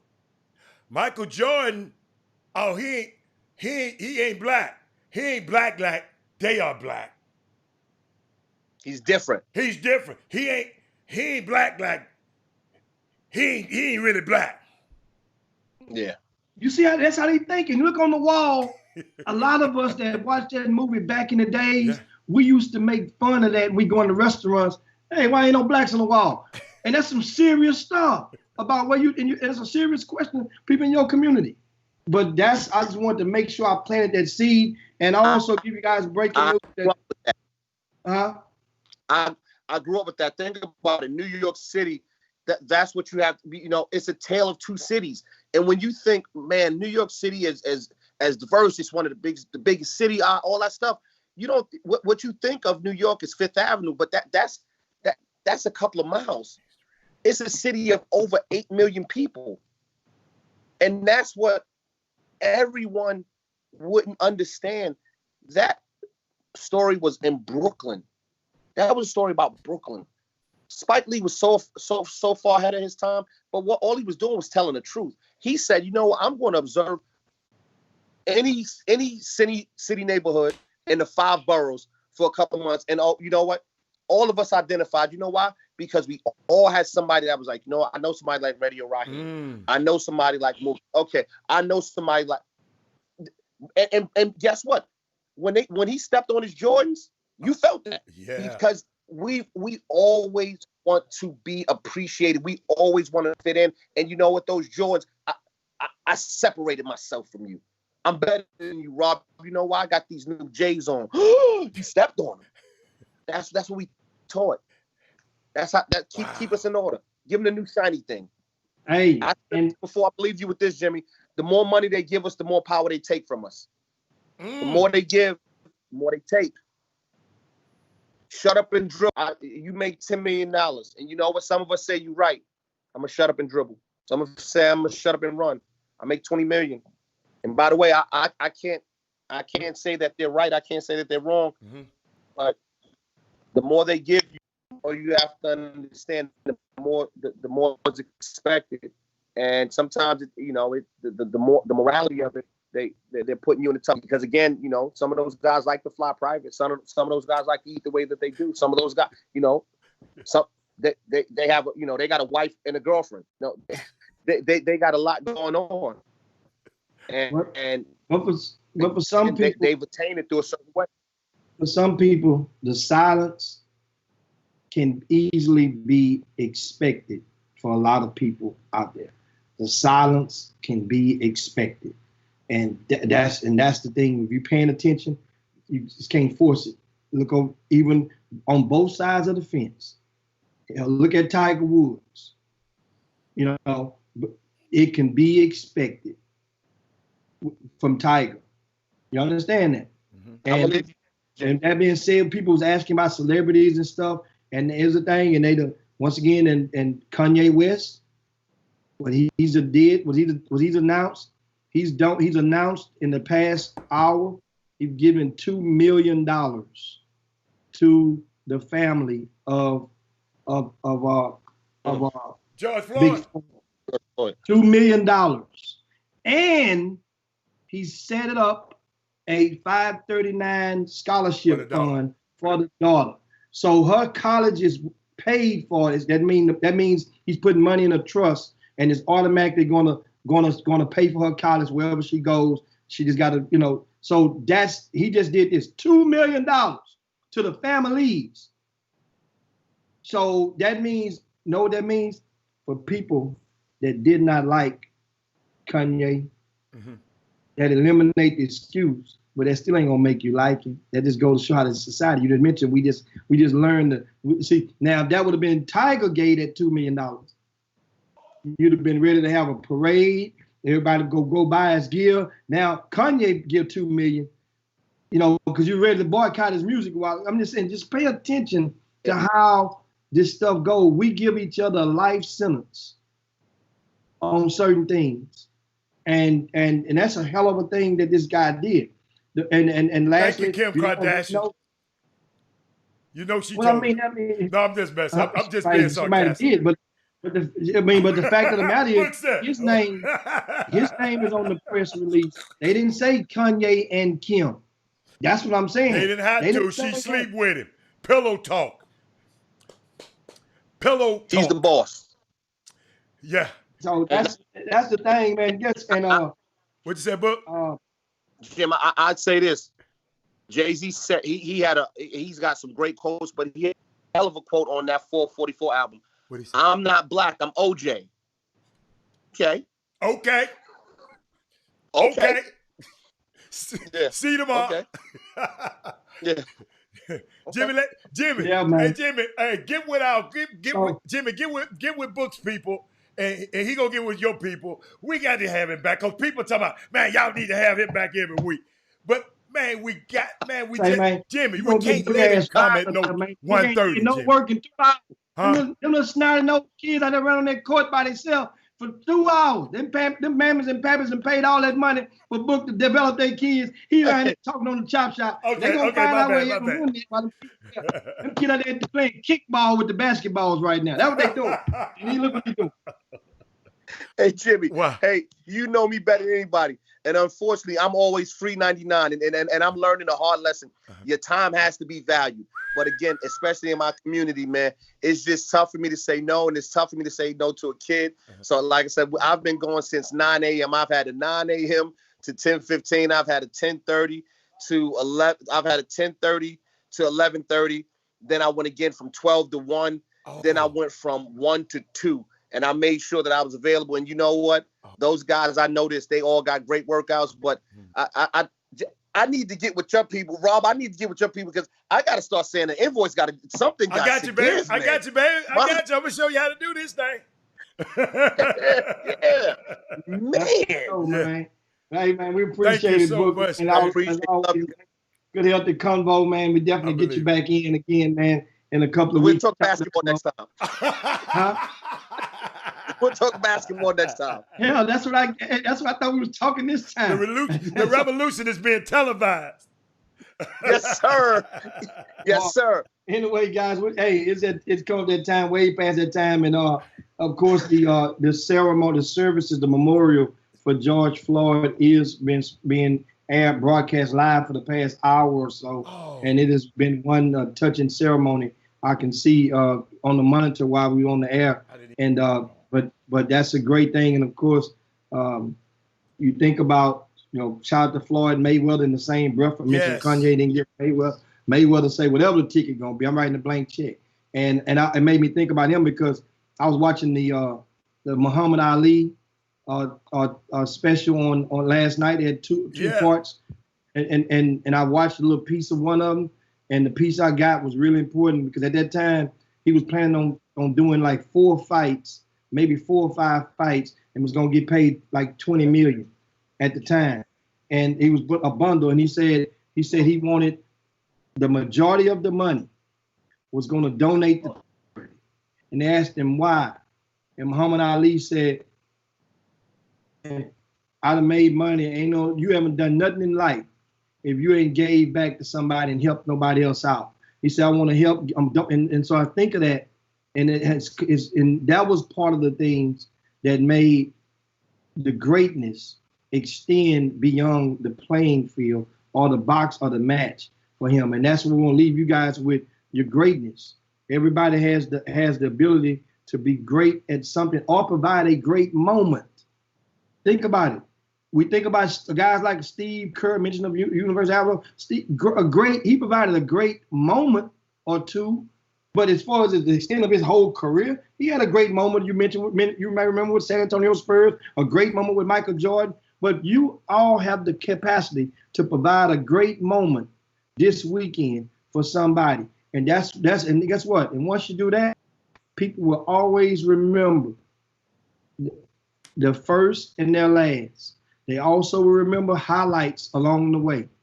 Make a highlight in somebody's life over the weekend, and then also let's help keep pushing and keep fighting the good fight, and help galvanize people for November the 3rd. November the 3rd is going to be one hell of a party. You guys made it for more reasons than one. Yeah. Because know why?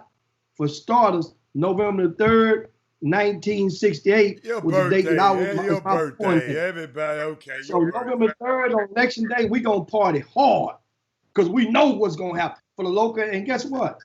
Guess what?